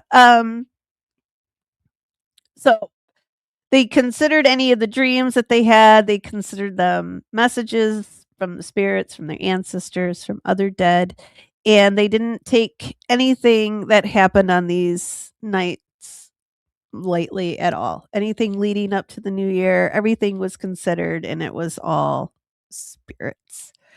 All right, let me pop back over here as I'm struggling to. I can't believe I got to blow my nose again. Toast to the dead. Yeah, here. I'll since I'm already sick, maybe I'll just wash it down with what I have on my wine, Slangeva. Though I don't think that's gonna kill it. I think it's already in me. Oh, oh, oh, that is not whiskey, by the way. That's my favorite wine, but it tastes gross right now. So, um, yeah, that's what I do when I think of Jaeger too.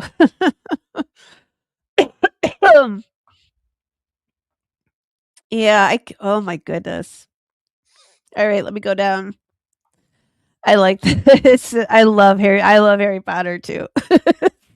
I'll anytime that I can probably put in a little bit of a reference to like Harry, I probably will, cuz I think most people at least have seen at least one movie, right? At least one. Um and that's cool. Dubs Irish. Irish are I still have my great, trying to think, great, three-time great, no, two-time great grandmother came from Ireland. So I do have Irish, but that's the only one that I have that I know that came directly from Ireland. The rest of them were all immigrated prior to the revolution, except for a couple on my grandma's side. But oh my goodness, yeah, the whisper madness. That's a skill that I want to learn,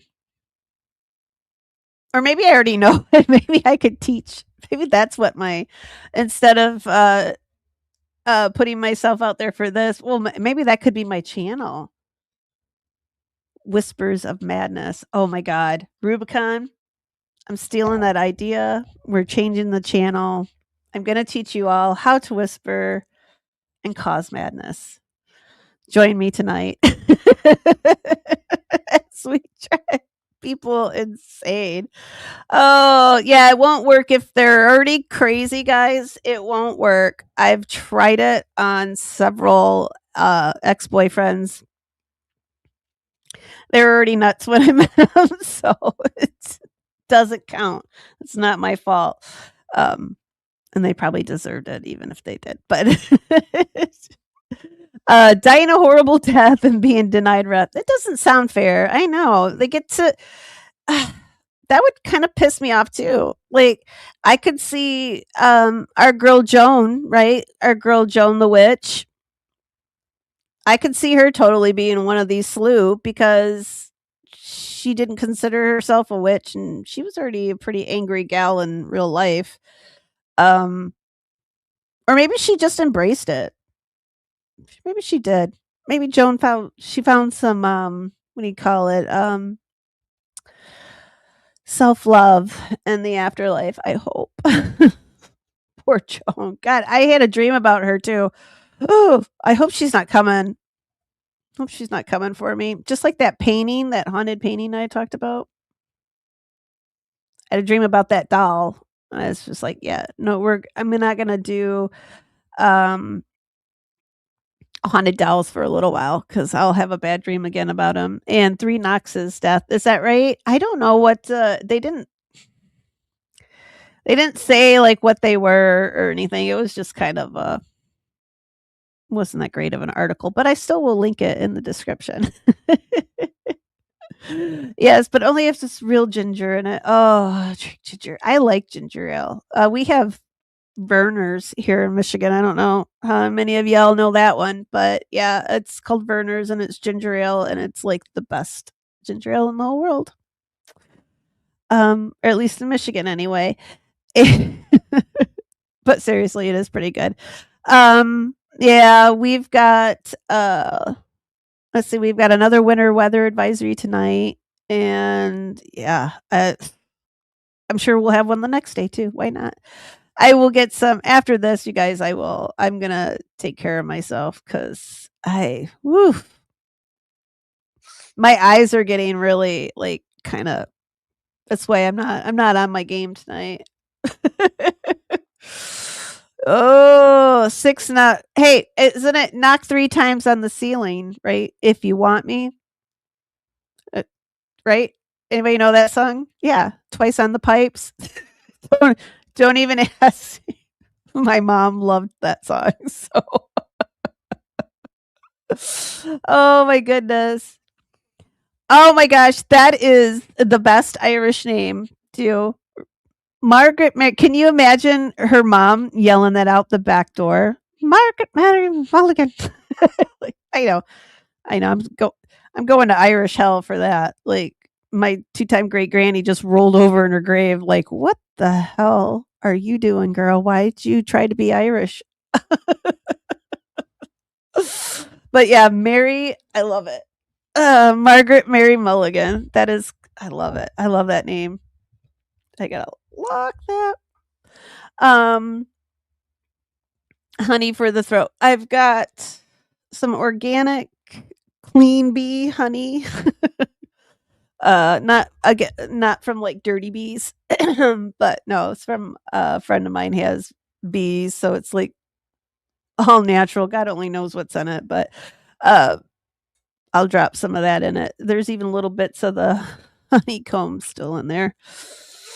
Yeah, but I mix that in with my tea. I'll do the um yeah, I actually don't know which one I'll do. I've got a couple up there and I just got some new lavender, like dried lavender just for tea, and then I got some rue. I don't know if you guys know what that is, but it's like a it's an herb and they use it a lot in teas, but I was going to try it. I haven't tried it before. Um is that the same thing? I think it cuz it's just the herb is called rue, RUE. I think it is. But I just got some cuz somebody well, it's good for going into witchy stuff. It's good for protection. Like little to have around you, it's good for protection. I thought, oof. I was thinking of Jaeger. That's what. Oh, Darlene, see, you guys got those are Margaret Ann. How do you say the I don't I'm going to say I know how to say it, but I'm probably going to say it wrong just because that's the night I'm having, Darlene. Um almost want to with spicy sky raisin juice. I need like magic, some kind of magic juju cuz oh god. I mean, I guess I'm protected, but I'm sick. So nobody's yeah, I've even got kind of some dark circles under my eyes. I didn't sleep very well, so oh god, you guys, I'm going to be dead. I'm going to die. It's going to kill me. I just got over COVID. How can I have a cold? Um Yeah, that's I've got it for some other stuff too, Darlene. Oh, that sounds so good. That's one of my favorite. I didn't get any this year, and I'm well, maybe tomorrow. I made some one year myself, and it actually turned out really good. And then I never made it again. I didn't want to tempt fate and not have it turn out at least a little bit better than the first batch. But yeah, it turned out decent. I drank it. We all got a little tipsy on it, but yeah. Oh gosh, anything cider, yeah. Um, I just we just went up to up north. My bestie and we went up and we went to a cider place and they actually asked us if we wanted like hard cider. They asked if we wanted it warmed. And I've only ever just I mean they bring it in a bottle and they put it like in a chilled glass and that's the only way I've ever had it. So I was like, "Oh, what's this newfangled way you've got to serve in the cider, right?" And I was like, "Yeah, yeah, let's do it." And it was so good. It was so good, and I can't think of the name. Dang it. Oh, Cinnamon Girl. It's one of my yeah, It has got a little redhead on the bottle, and it's so good. Yeah, it has that cinnamon, like it. What's the gum? Like the big red gum.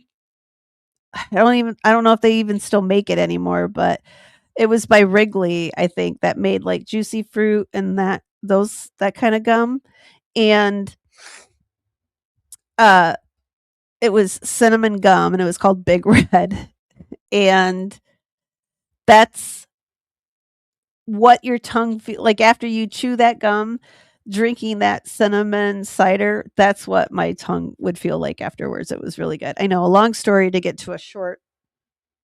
I don't know why I did that. Because I don't feel good. I'm gonna blame that. Uh-oh. Somebody's here, guys. Boop. You gonna come up? Did you wanna say hi? Oh, you gonna say hi? Hey, you wanna say hi? Hey, you wanna say? You say hi? Oh. Mm. Oh, you want to? I think she wants to stay up here, you guys. Nope, she doesn't. I know.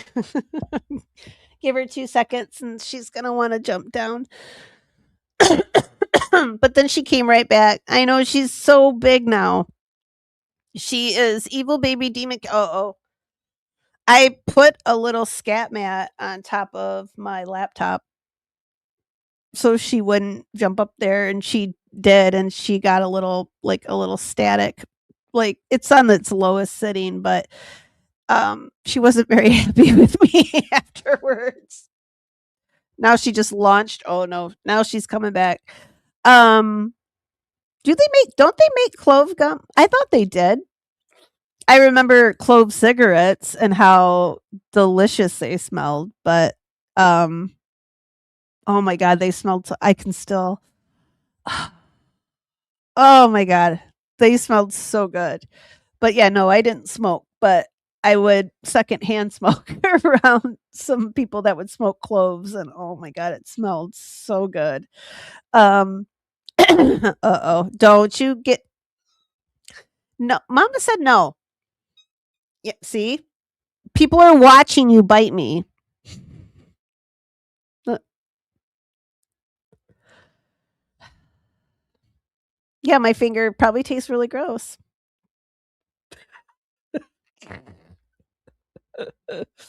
Oh my god. Well, she eats like 24/7. Uh, okay, and she's gone. Oh, the tea berry gum. That stuff was my grandpa liked that. Yeah. Oh, I know. I'm in trouble. I'm in trouble. Well, no, she just went over to eat because I said she ate all the time, so she just went over to eat. All right. Okay. I'm gonna pop in. You guys want to watch a video real quick? It's like a minute. It's one that I just threw some. Did I already play it? I already played it. Oh my god, you guys. This is not going well. I think I'm maybe having a stroke. God, I hope not. Don't you smell burnt? Uh, Thank you, Clips. I saw it. Damn it. Okay. Put the I put the training wheel back on. It's back. Did I? It's back on, right? Right? Is it back on?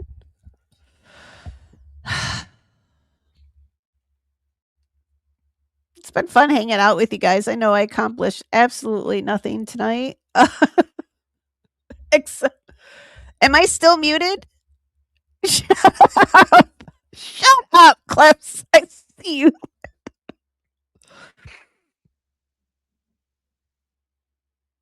I hope this is entertaining for someone because this is definitely not going to get me any. Oh my god.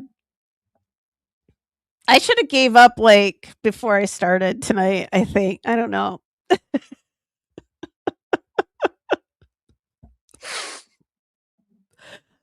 and I was gonna drink my glass of wine. I was gonna tell you guys about Hogmanay and share some cool videos. And I had 3 brain farts in a row, and I didn't even get through the hellos. I suck. I suck so bad.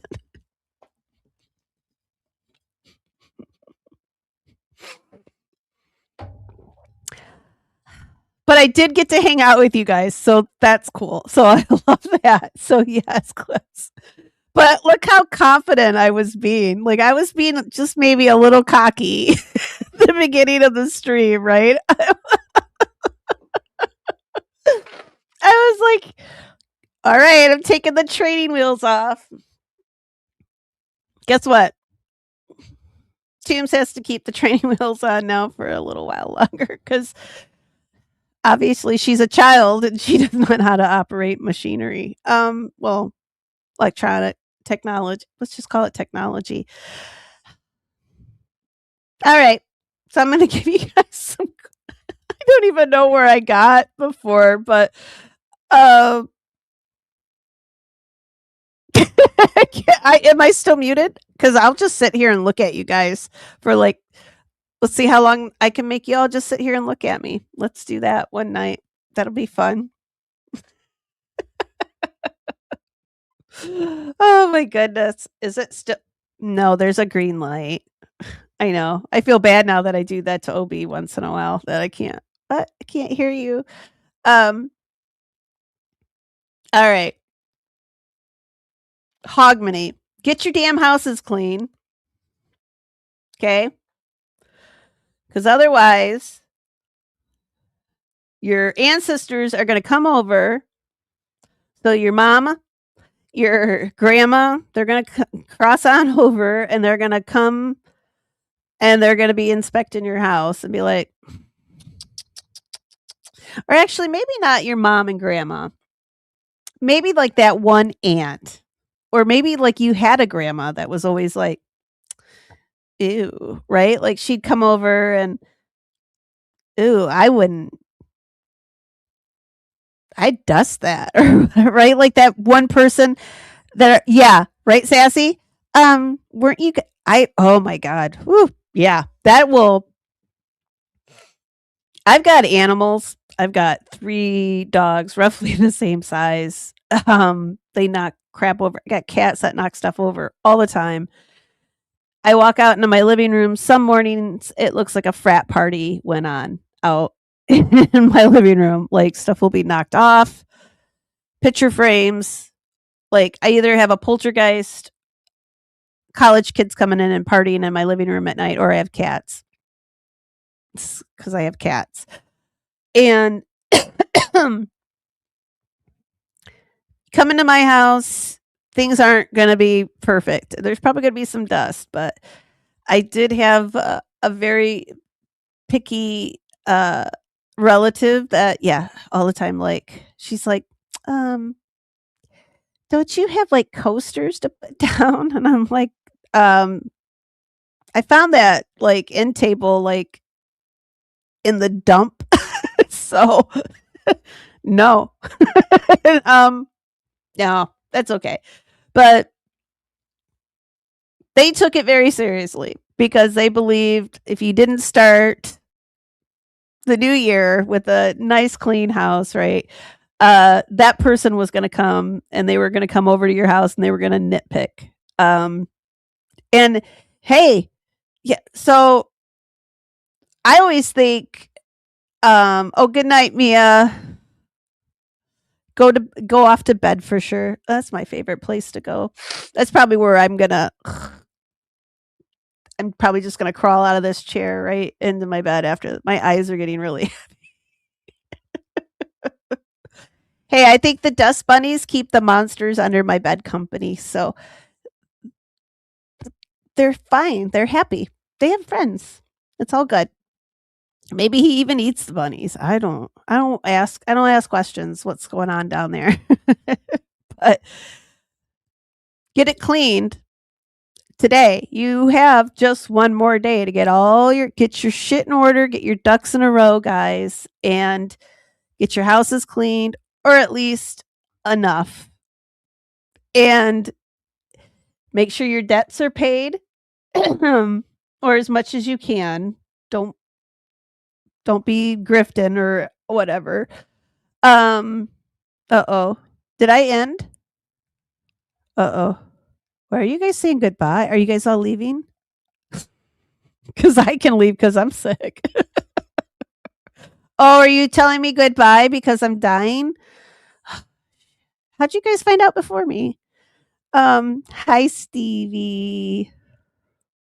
Hi. I'm dying. Oh, Mia. Good night. All right. All right. You bunch of dirty, dirty, dirty birdies. Clean your house. Get your debts paid. Well, so there's something else. Clean your fireplaces. Start a new fire. And if you have any arguments with people, settle them one way or the other. You don't have to kiss and make up, but there's only one way to end an argument. Do it tonight while it's legal. Maybe. I don't know if it's legal. It might not be. Because guess what? If you don't have your crap in order tonight, you know what's going to happen? You're going to get these spirits. It's going to be that nitpicky aunt or grandma, whoever, mother-in-law, because it might not just be your spirits. Remember, your husband's spirits or whatever, right? His spirits are going to come over and check your cleaning. So it's not like you're just your family, but it's your in-laws too. So your mother-in-law might be showing up and then you're going to get her for a whole nother year. Imagine that. Her walking around going at all your dust bunnies and everything else, right? So get your shit together, get your stuff cleaned. So that's why there's all this fire, right? And bump bump. I am oh, let's see. So I'm going to I made it to the ghost story. Oh, thank God.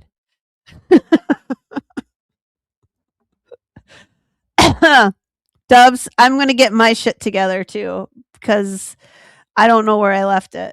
It's yeah, my I lost all my ducks. They're scattered to the winds. I've lost my marbles. Yeah, God, this is just what a night. I'm trying to reach my bottled water. And I did it.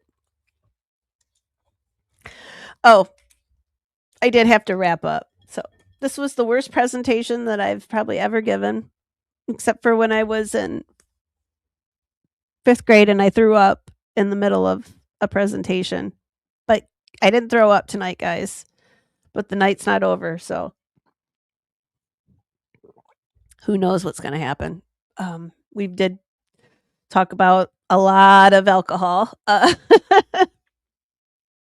here we go. So with Hogmanay, gotta keep it about ghosts.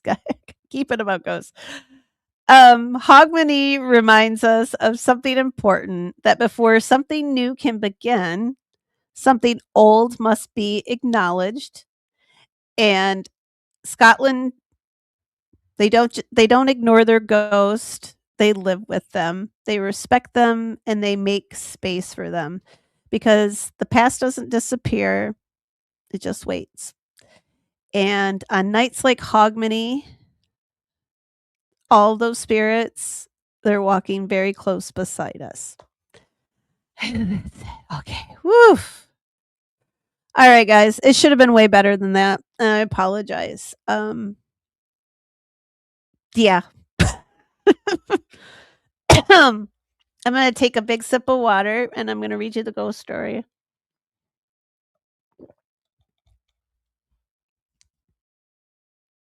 And I'm going to get my ducks in my brain to stop chasing squirrels.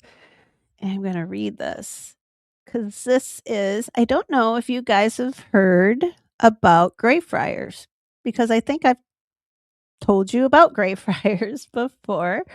Just one of the, I think I just talked about it as being one of the cemeteries. We might have talked about, I think we did, Greyfriars Bobby, the little dog in Edinburgh that when his master died, he went and every night he would go and sleep on his grave.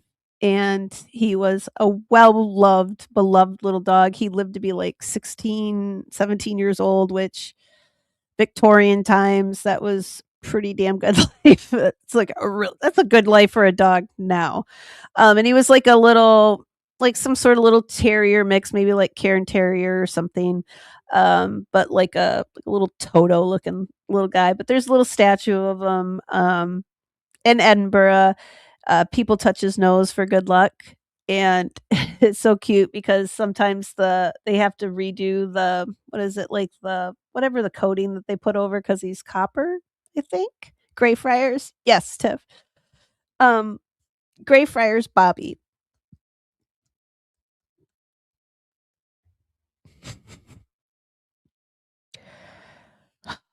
I am falling apart. I just fell into the black abyss there, wondering if I wanted to be sick because I said I'm not going to throw up on you guys tonight. But all right, I'm going to tell my ghost story just in case I lose track anymore, and then I will. Then we'll talk Greyfriars, the rest about Greyfriars. But so on a Hogmanay night, Greyfriars Kirkyard is said to change, not in obvious ways. The stones do not move, the gates do not open, but the air feels attentive. Old caretakers once said you should never cross Greyfriars at midnight on Hominy, but because I already ruined it. All right. Not because something would chase you, but because something would be working. The story goes back to the worst winters, the plague years, years of imprisonment, years when the dead outnumbered the living. During those winters, one man was given a quiet task. At the turning of the year, he would walk the kirkyard and he would count, not bodies, but names. And he spoke them to himself very softly, almost under his breath, so the wind would not carry them away. Because it was believed that if the dead were not remembered at the end of the year, they might be lost. So on Hogmanay, the old year died, and with it, the dead of that year were at risk of becoming forgotten, so the counting mattered. It said it said that the man died during one of these winters, collapsing among the stones, still holding his list. And when the new year came, he did not stop his work. And even now, on Hogmanay night, some people claim to hear something in Greyfriars. Not footsteps, not voices, but a low murmur, like someone reading quietly to themselves. Those who listen closely say they can't make out the words, only the rhythm, name after name after name. People who accidentally pass through the kirkyard at midnight often describe the same sensation, a pressure in the chest, an urge to stand still, and the sudden, overwhelming thought that leaving too quickly would be rude, as if someone nearby deserved um, to finish speaking. The old belief says this: when counting is finished, the dead are settled, the new year may safely begin, and the watcher may rest until next hominy. I made it. I made it through it.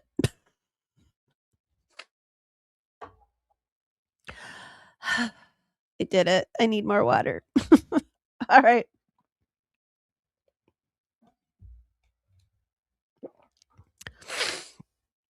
Do you guys want to see more swinging balls of fire? Oh my goodness. I know. This did not go as planned at all. I think I'll go to bed. I will. I will. I don't think I'll have too much. I'm gonna eat. I'm hungry though for something. Is it starve a cold or feed a cold? I want to feed my cold. That's what I feel like right now. Um, man, we'll always have swinging balls of fire, girl. I'm telling you what. Leave it to the Scots.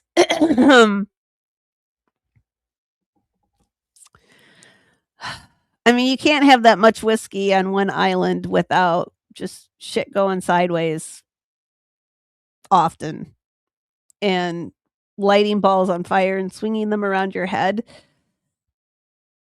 That's sideways. That's a little sideways even for me. But yeah, Greyfriars and I keep sinking my butt keeps sinking down and then I got to adjust and okay, it's still green. um So yeah, Greyfriars Kirkyard is so creepy. I love it. It is next to my own hometown cemetery. It is my favorite cemetery to go to. Um, so much so that my very first trip to Scotland, I booked a hostel that was right across the street from the kirkyard. And I paid extra in a hostel, which, right, like, okay, so it was instead of $10 for my room, it was $12 or whatever. It was super cheap. And I got the dormitory that was on like the third floor. I think there were like 4 floors to this building, and the 3rd floor looked out and into the kirkyard. So like I could see right into the graveyard from the window of my room right where my bed was. And I've never been so happy. Like that's the closest I've been to like sleeping in a graveyard was sleeping over top of one. It was so cool. And it's Greyfriars. It was amazing. And you can't walk around. I don't know if you're sensitive to energy shifts, whatever you want to call it. Um, like I'm a little sensitive, I guess, or a lot sensitive, but there's a few areas where I definitely felt that things were not. I almost want to say like you're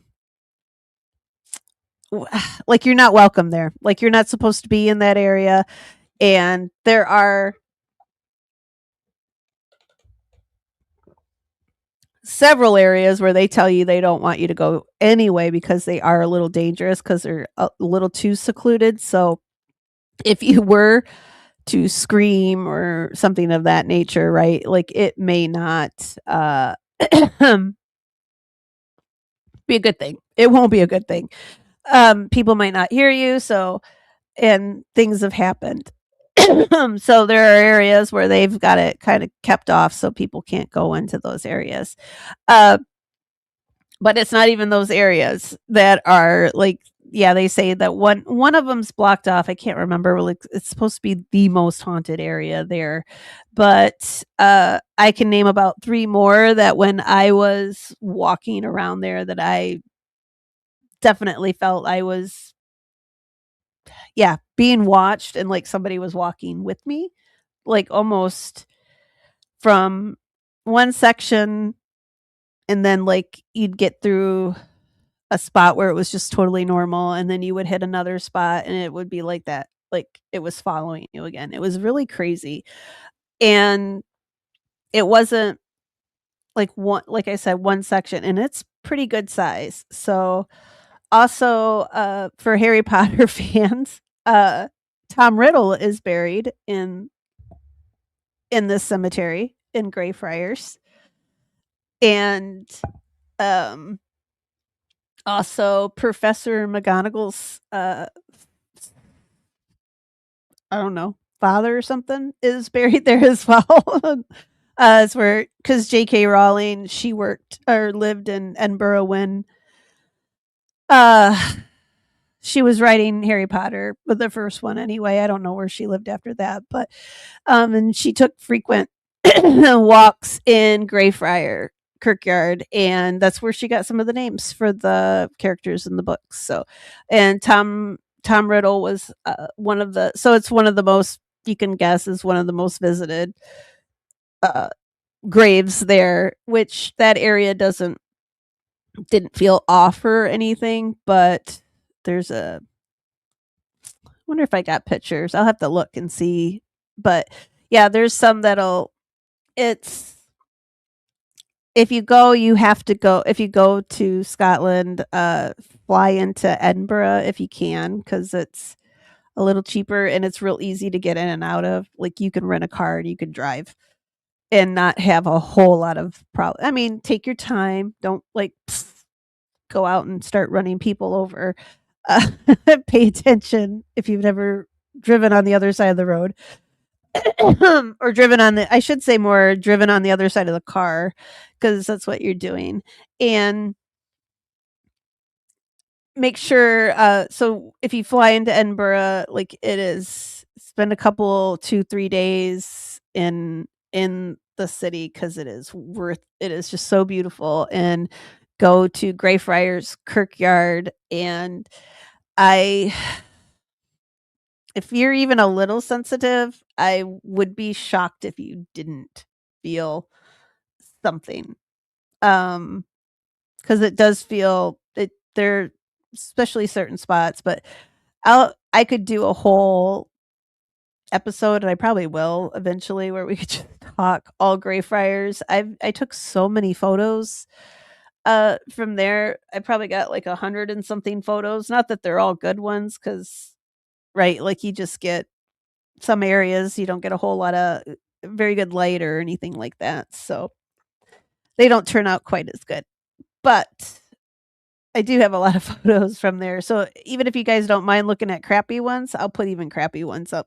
But it'll still give you kind of an idea of how big it is, and some of the little tombs and the statuary is just breathtaking. But I don't even know how many people are buried there. Like it's old.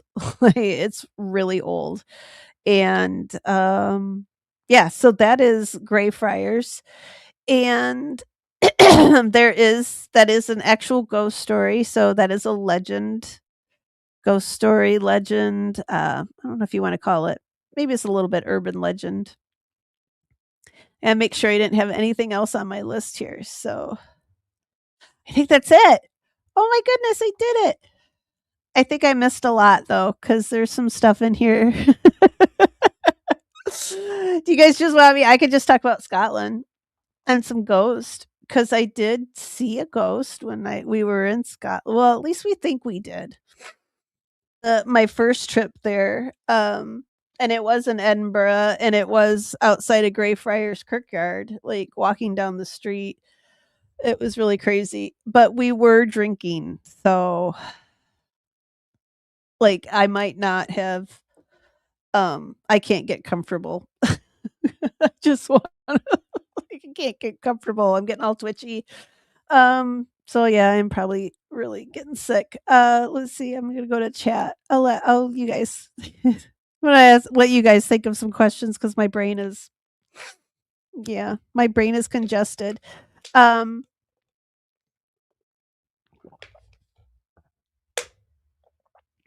oh, like a Hogmanay story, Darlene. Sorry. Well, if you're a lot sensitive, you're really gonna feel it at Greyfriars. It's just, well, there's a lot of places all up in. I can't even explain how many. Um, like I said before, like the closes, and there's one that's called Mary King's Close, and you go down right, like it's a level underground, and it's ugh. I don't know. There's just something about it. Like, I walked in and I almost was like, I thought I was gonna be sick, and I had to get out. I am a little claustrophobic, and I don't like, I don't like caves so much, or, like, anything too deep down underground. Like, I do get a little freaked out. So, it could have been that, but it was more like, "Nah, you're not supposed to," like, we weren't welcome there, like, we shouldn't be there, and yeah, people had, like, kids down there, and they were screaming, and I'm just like, It doesn't seem very respect." It didn't seem like a place, like, kids should have been let into, but, um oh, sassy, you can't visit all the there's so many.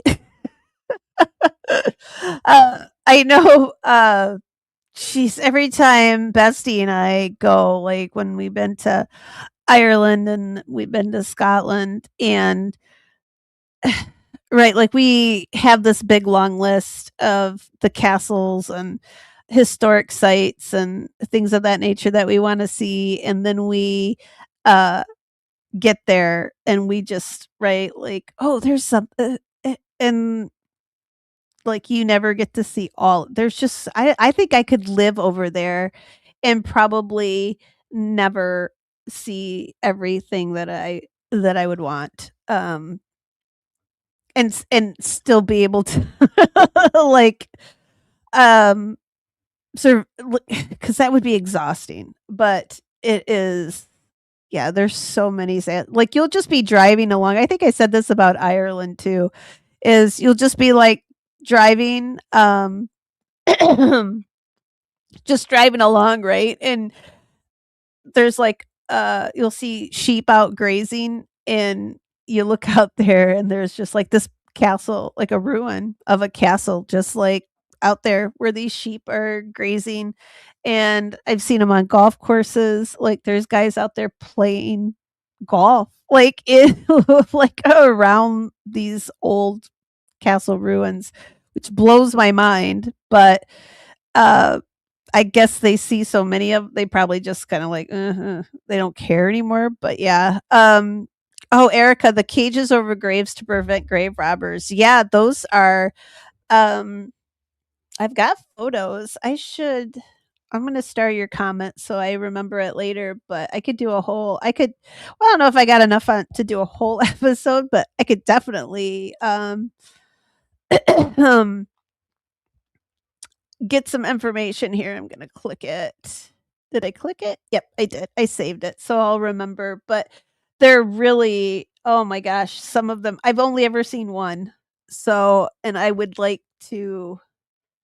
I do have a little list I started with ones that um, are on my list to go. So I will. Maybe I'll get more photos. You guys wanna see one? I can look one up real quick. I'm not showing you my Google search. I know that's what you guys are up to. I know that's what you're up to, trying to see my Google search history, and I can't. Alright, here we go. Um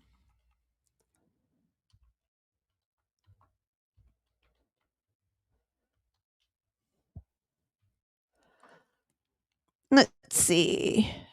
Here's the one oh, ooh. Ooh, these are cool looking. Alright, hang on.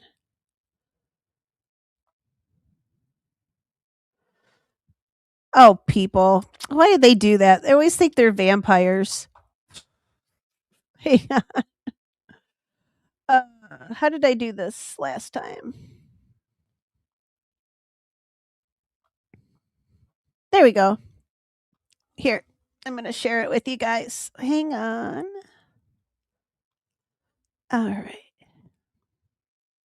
All right, can you see that one? There's 3 of them actually there. Make sure. Oof. Hey God, I gotta blow my nose. You look at that. Look at that grave for a second. Let me blow my nose and I'll be right. Hopefully I don't forget to unmute myself. Because I could do there we go. I could do it like that. So these were I've seen these on some shows, uh, where they say these are vampire graves. and this was to keep the vampires from getting out. That's not not true. It was actually to keep people from getting in, like grave robbers. And you, I don't know why you don't see very many of them anymore. Like I said, I've only ever seen one, um, and I don't know where these are. I'll look and see. There's a whole website, so maybe I can look and see where these are because I'd like to go check these out and look at them. Like I said, I've seen one, and it. I'm wondering if we don't see more of them. Maybe people have repurposed them or something. But yeah, that one is the one on the far right there. I think that is a child's grave. The one I'm thinking. Let me see what else I can find here. Let me look at this other one because there's a very common one. I think you can see it. Um, now there's other ones that you'll see, but they're not. That's not what they're for. Like sometimes people will just put like a. Is this a better photo of it? Hang on. Here's one. Open. Well, that's not very big. Okay, that's a tiny, tiny little picture. So hang on. Oh, that's a tiny picture too. Oh man, why can't they all be good like this one? Um. So also the day.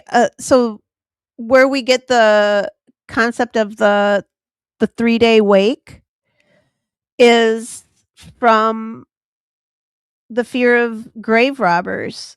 So you see here they put metal cage over the top to prevent anybody from digging up the deceased. And that was one reason that they started. It was somebody would pass away, they would be cleansed, they would clean them up, they would wrap them in their shroud or put them in their Sunday best, whatever it was.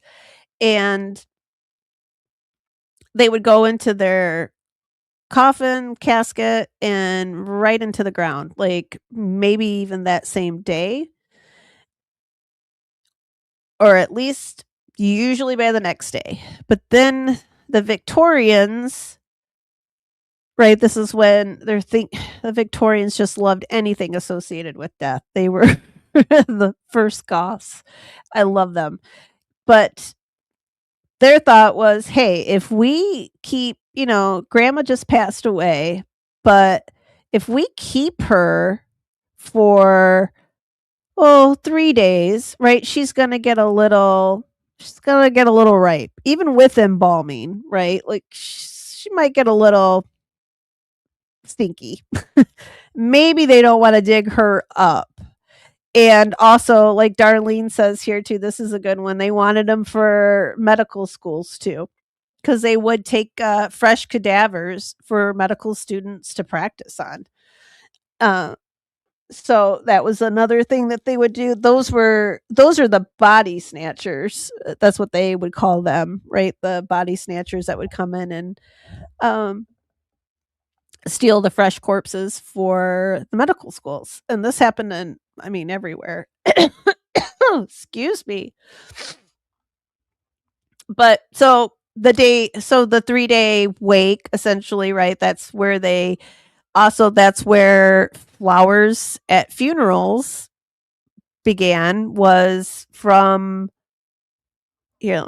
I'll pop that off of there. Not that I want.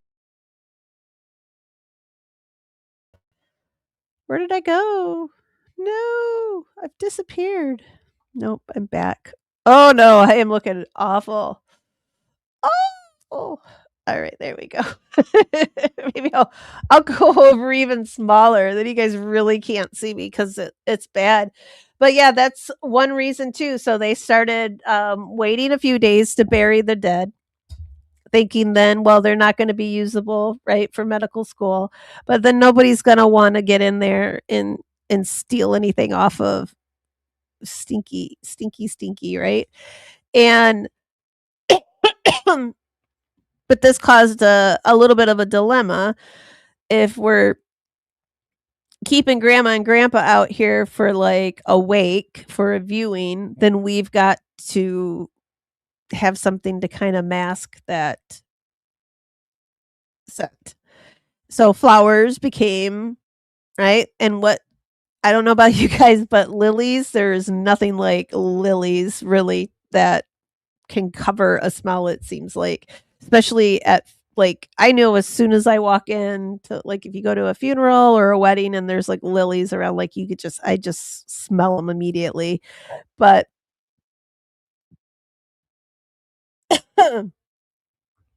yeah, there were some, Erica, those the Belgraves. There's one that's not very far from me, and that's on my list for this summer, like one of my little road trips that I want to do. But they were also another good reason to like wait a few days. That was before I never understood that when they had embalming. Maybe they didn't quite understand those that got buried without embalming, maybe where it wasn't available. But yeah, they were terrified of being buried alive. And that's when we've got to talk about because now I got all excited because we're talking about graves. But as I scooch myself back up, I don't know, I keep sliding down. I think my body's just trying to give up. But uh there is a whole oh my gosh. I'm gonna start this one too. Erica, because this is good. Uh it was always thought like I've watched so many shows where they talk about the bells on the graves. And they always say it's because so many people were buried alive. Well, there weren't that many. And for one thing, you're probably not going to know it. Were there probably some? Yeah, there were probably a few. But, you know, if they were that close to death, right? Like if they were um circling the drains, so to speak, right? Like they were probably gonna die anyway. Like I don't know how to say that. I'm sure I could probably say that in some other way, but that's how I'm saying it. Um, so if they did accidentally bury you alive, you probably were gonna um, die relatively soon after. And if you weren't gonna immediately dead, it might take you because I think it was linked to like the whole vampire craze. Like we did have that here in this country. It's not just something for Eastern Europeans. We did have vampire hysteria breakouts in this country as well. So just like witches, when anything bad starts to happen, they blame witches for it, right? Like, oh well, it's what's her face over there because she's got a limp and her husband just died and I think she poisoned my cow. I think she cursed my cow and now my cow's dead.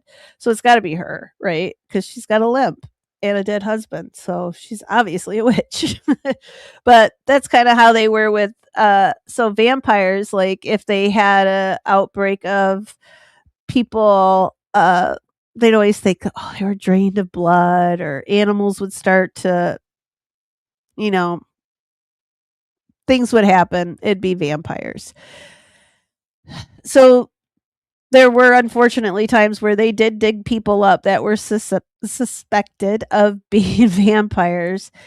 And I'm not sure if that was directly linked to finding out about people being buried alive or not, because sometimes when a body decomposes, like they would always say they get this, like sometimes they'll kind of, okay, trigger warning. If you don't want to know about how dead people look, probably tap out for a second or two because, like, they shrink in on themselves. Is that enough without getting to like there's no embalming anything on these like older right like that was late 1800s where or wait like 18 what 50 60s on embalming started and it still was not done everywhere.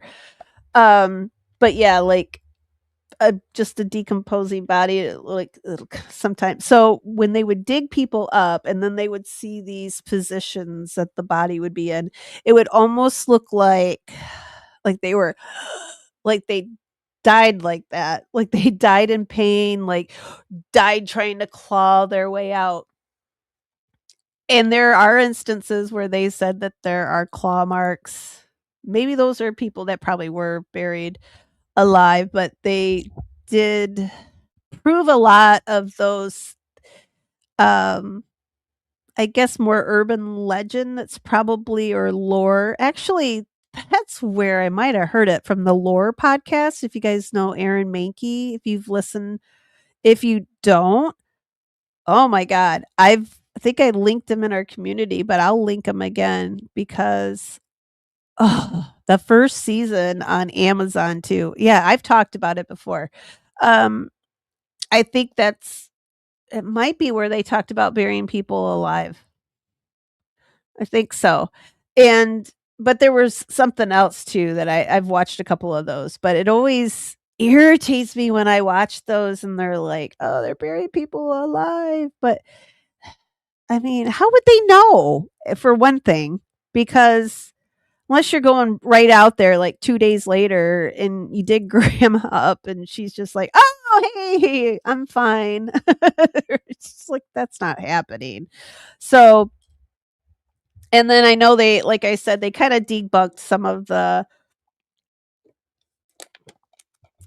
positioning that they would find the corpses in was a natural, something natural to the decomposition process.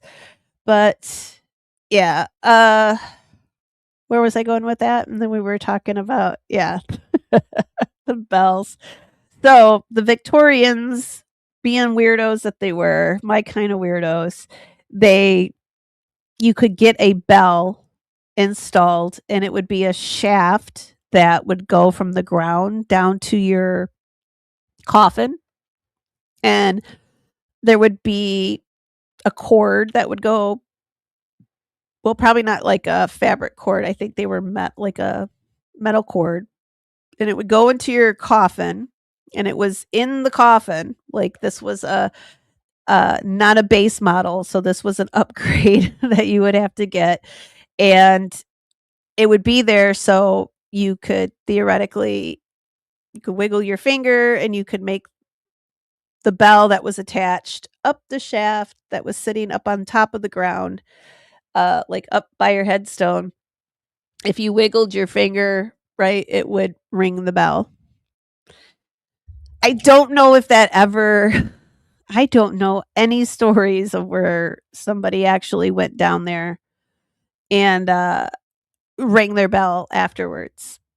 I don't know of any of those. If anybody's heard of them, please let me know, because would be that would be pretty damn cool. I wanna know about that. I wanna know who they are, and I wanna go to, well, I'm assuming that they probably died eventually, but yeah, I'd love to know that, but I've never heard of anybody being buried and actually the bell coming in handy, but, uh, I could see where being buried alive, though, can be really, oh, yeah, that's probably one reason I wanna be cremated. Just put me in the put me in there. Fire. Hey, there we go. We linked it all back to hominy. Let's just cleanse this dirty old ashes here.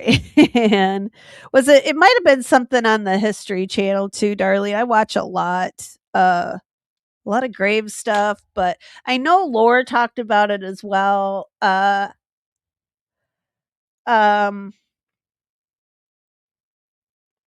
I'm trying to think, because it seems like they dug up one of the girls. Maybe I'll have to look into that one and we'll talk about it one time. Because it does do with graves.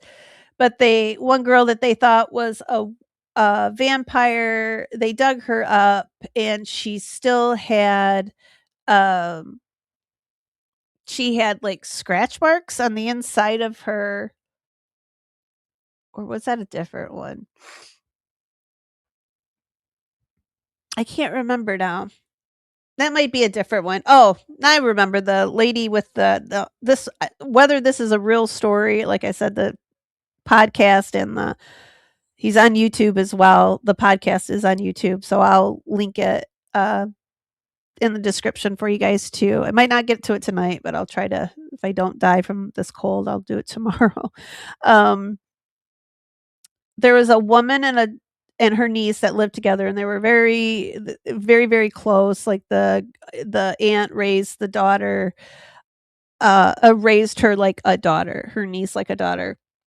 So they were very close. And then the niece became ill, and she passed away, and they buried her the next day. But the aunt was having terrible nightmares the next night, just terrible nightmares that her niece was still alive, that she was dark and cold and scared, and she ran out, and she got guys involved with shovels, and they dug up her niece because she swore she had to know whether her niece was alive or dead. And sure enough, they opened the coffin, and her niece was alive. And the story was that she went on to live a longer life.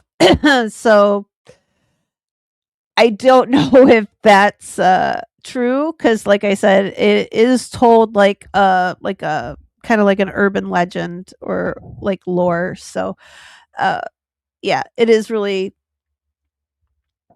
really good podcast. I probably will borrow some of some ideas for that for things to talk about. But yeah, especially with the Bell graves, there is yeah, Darlene, I think that's the one, the scratch marks on the casket. I think that's the one with the I think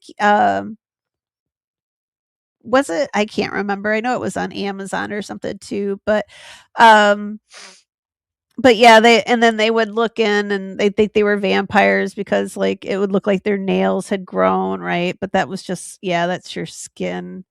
Um like the moisture coming out, and then your skin. Yeah. Uh you had a good word here for it. I missed it already, but oh, I tell you. All right, guys, I'm gonna wrap because I think I'm gonna die here soon. Um, Darlene, oh my god, I just saw Darlene. No,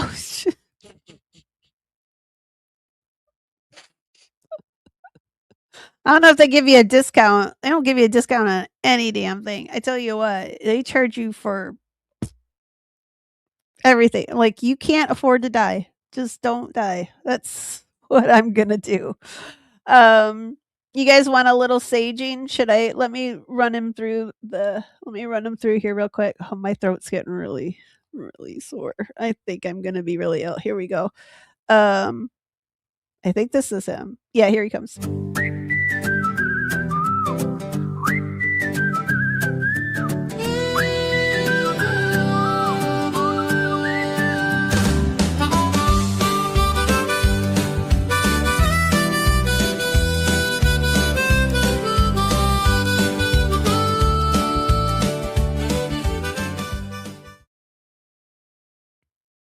Yay!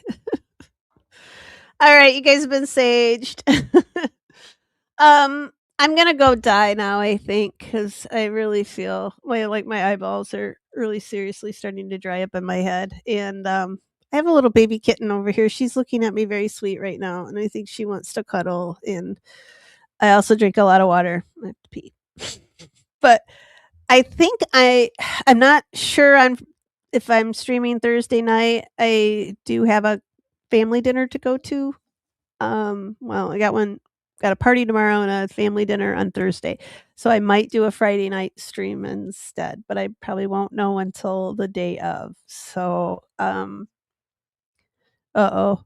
She's not looking at me so sweet anymore. So I'm not sure which night it'll be. I might just, if it's looking iffy for Thursday, I'll just schedule it for Friday. So if you guys want to plan on that, but otherwise, hopefully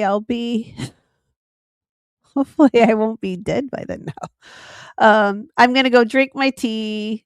I don't have any lemons though, but damn, a hot toddy would be epic right now, or like some I don't know something for my throat's really like I can feel what is it like tonsils. Somebody brought some cooties home. All right, it's probably me. I probably brought him home. But I'll either see you guys Thursday night or Friday night. Like I said, hopefully I feel better. And I apologize for not being more on it. I really was going to enjoy this glass of wine. And now it's like, well, feel like it. And oh, she's coming over. Hang on. Come on. Come on. Come on, Tans. All right, she's coming. Oh, she made me grab her the last bit. Okay. Can you say my night night? Can you say my night night? No? I like how she looks over, like she knows you guys are like watching her. Like, you sweet baby. All right, you want to push the go bye bye button?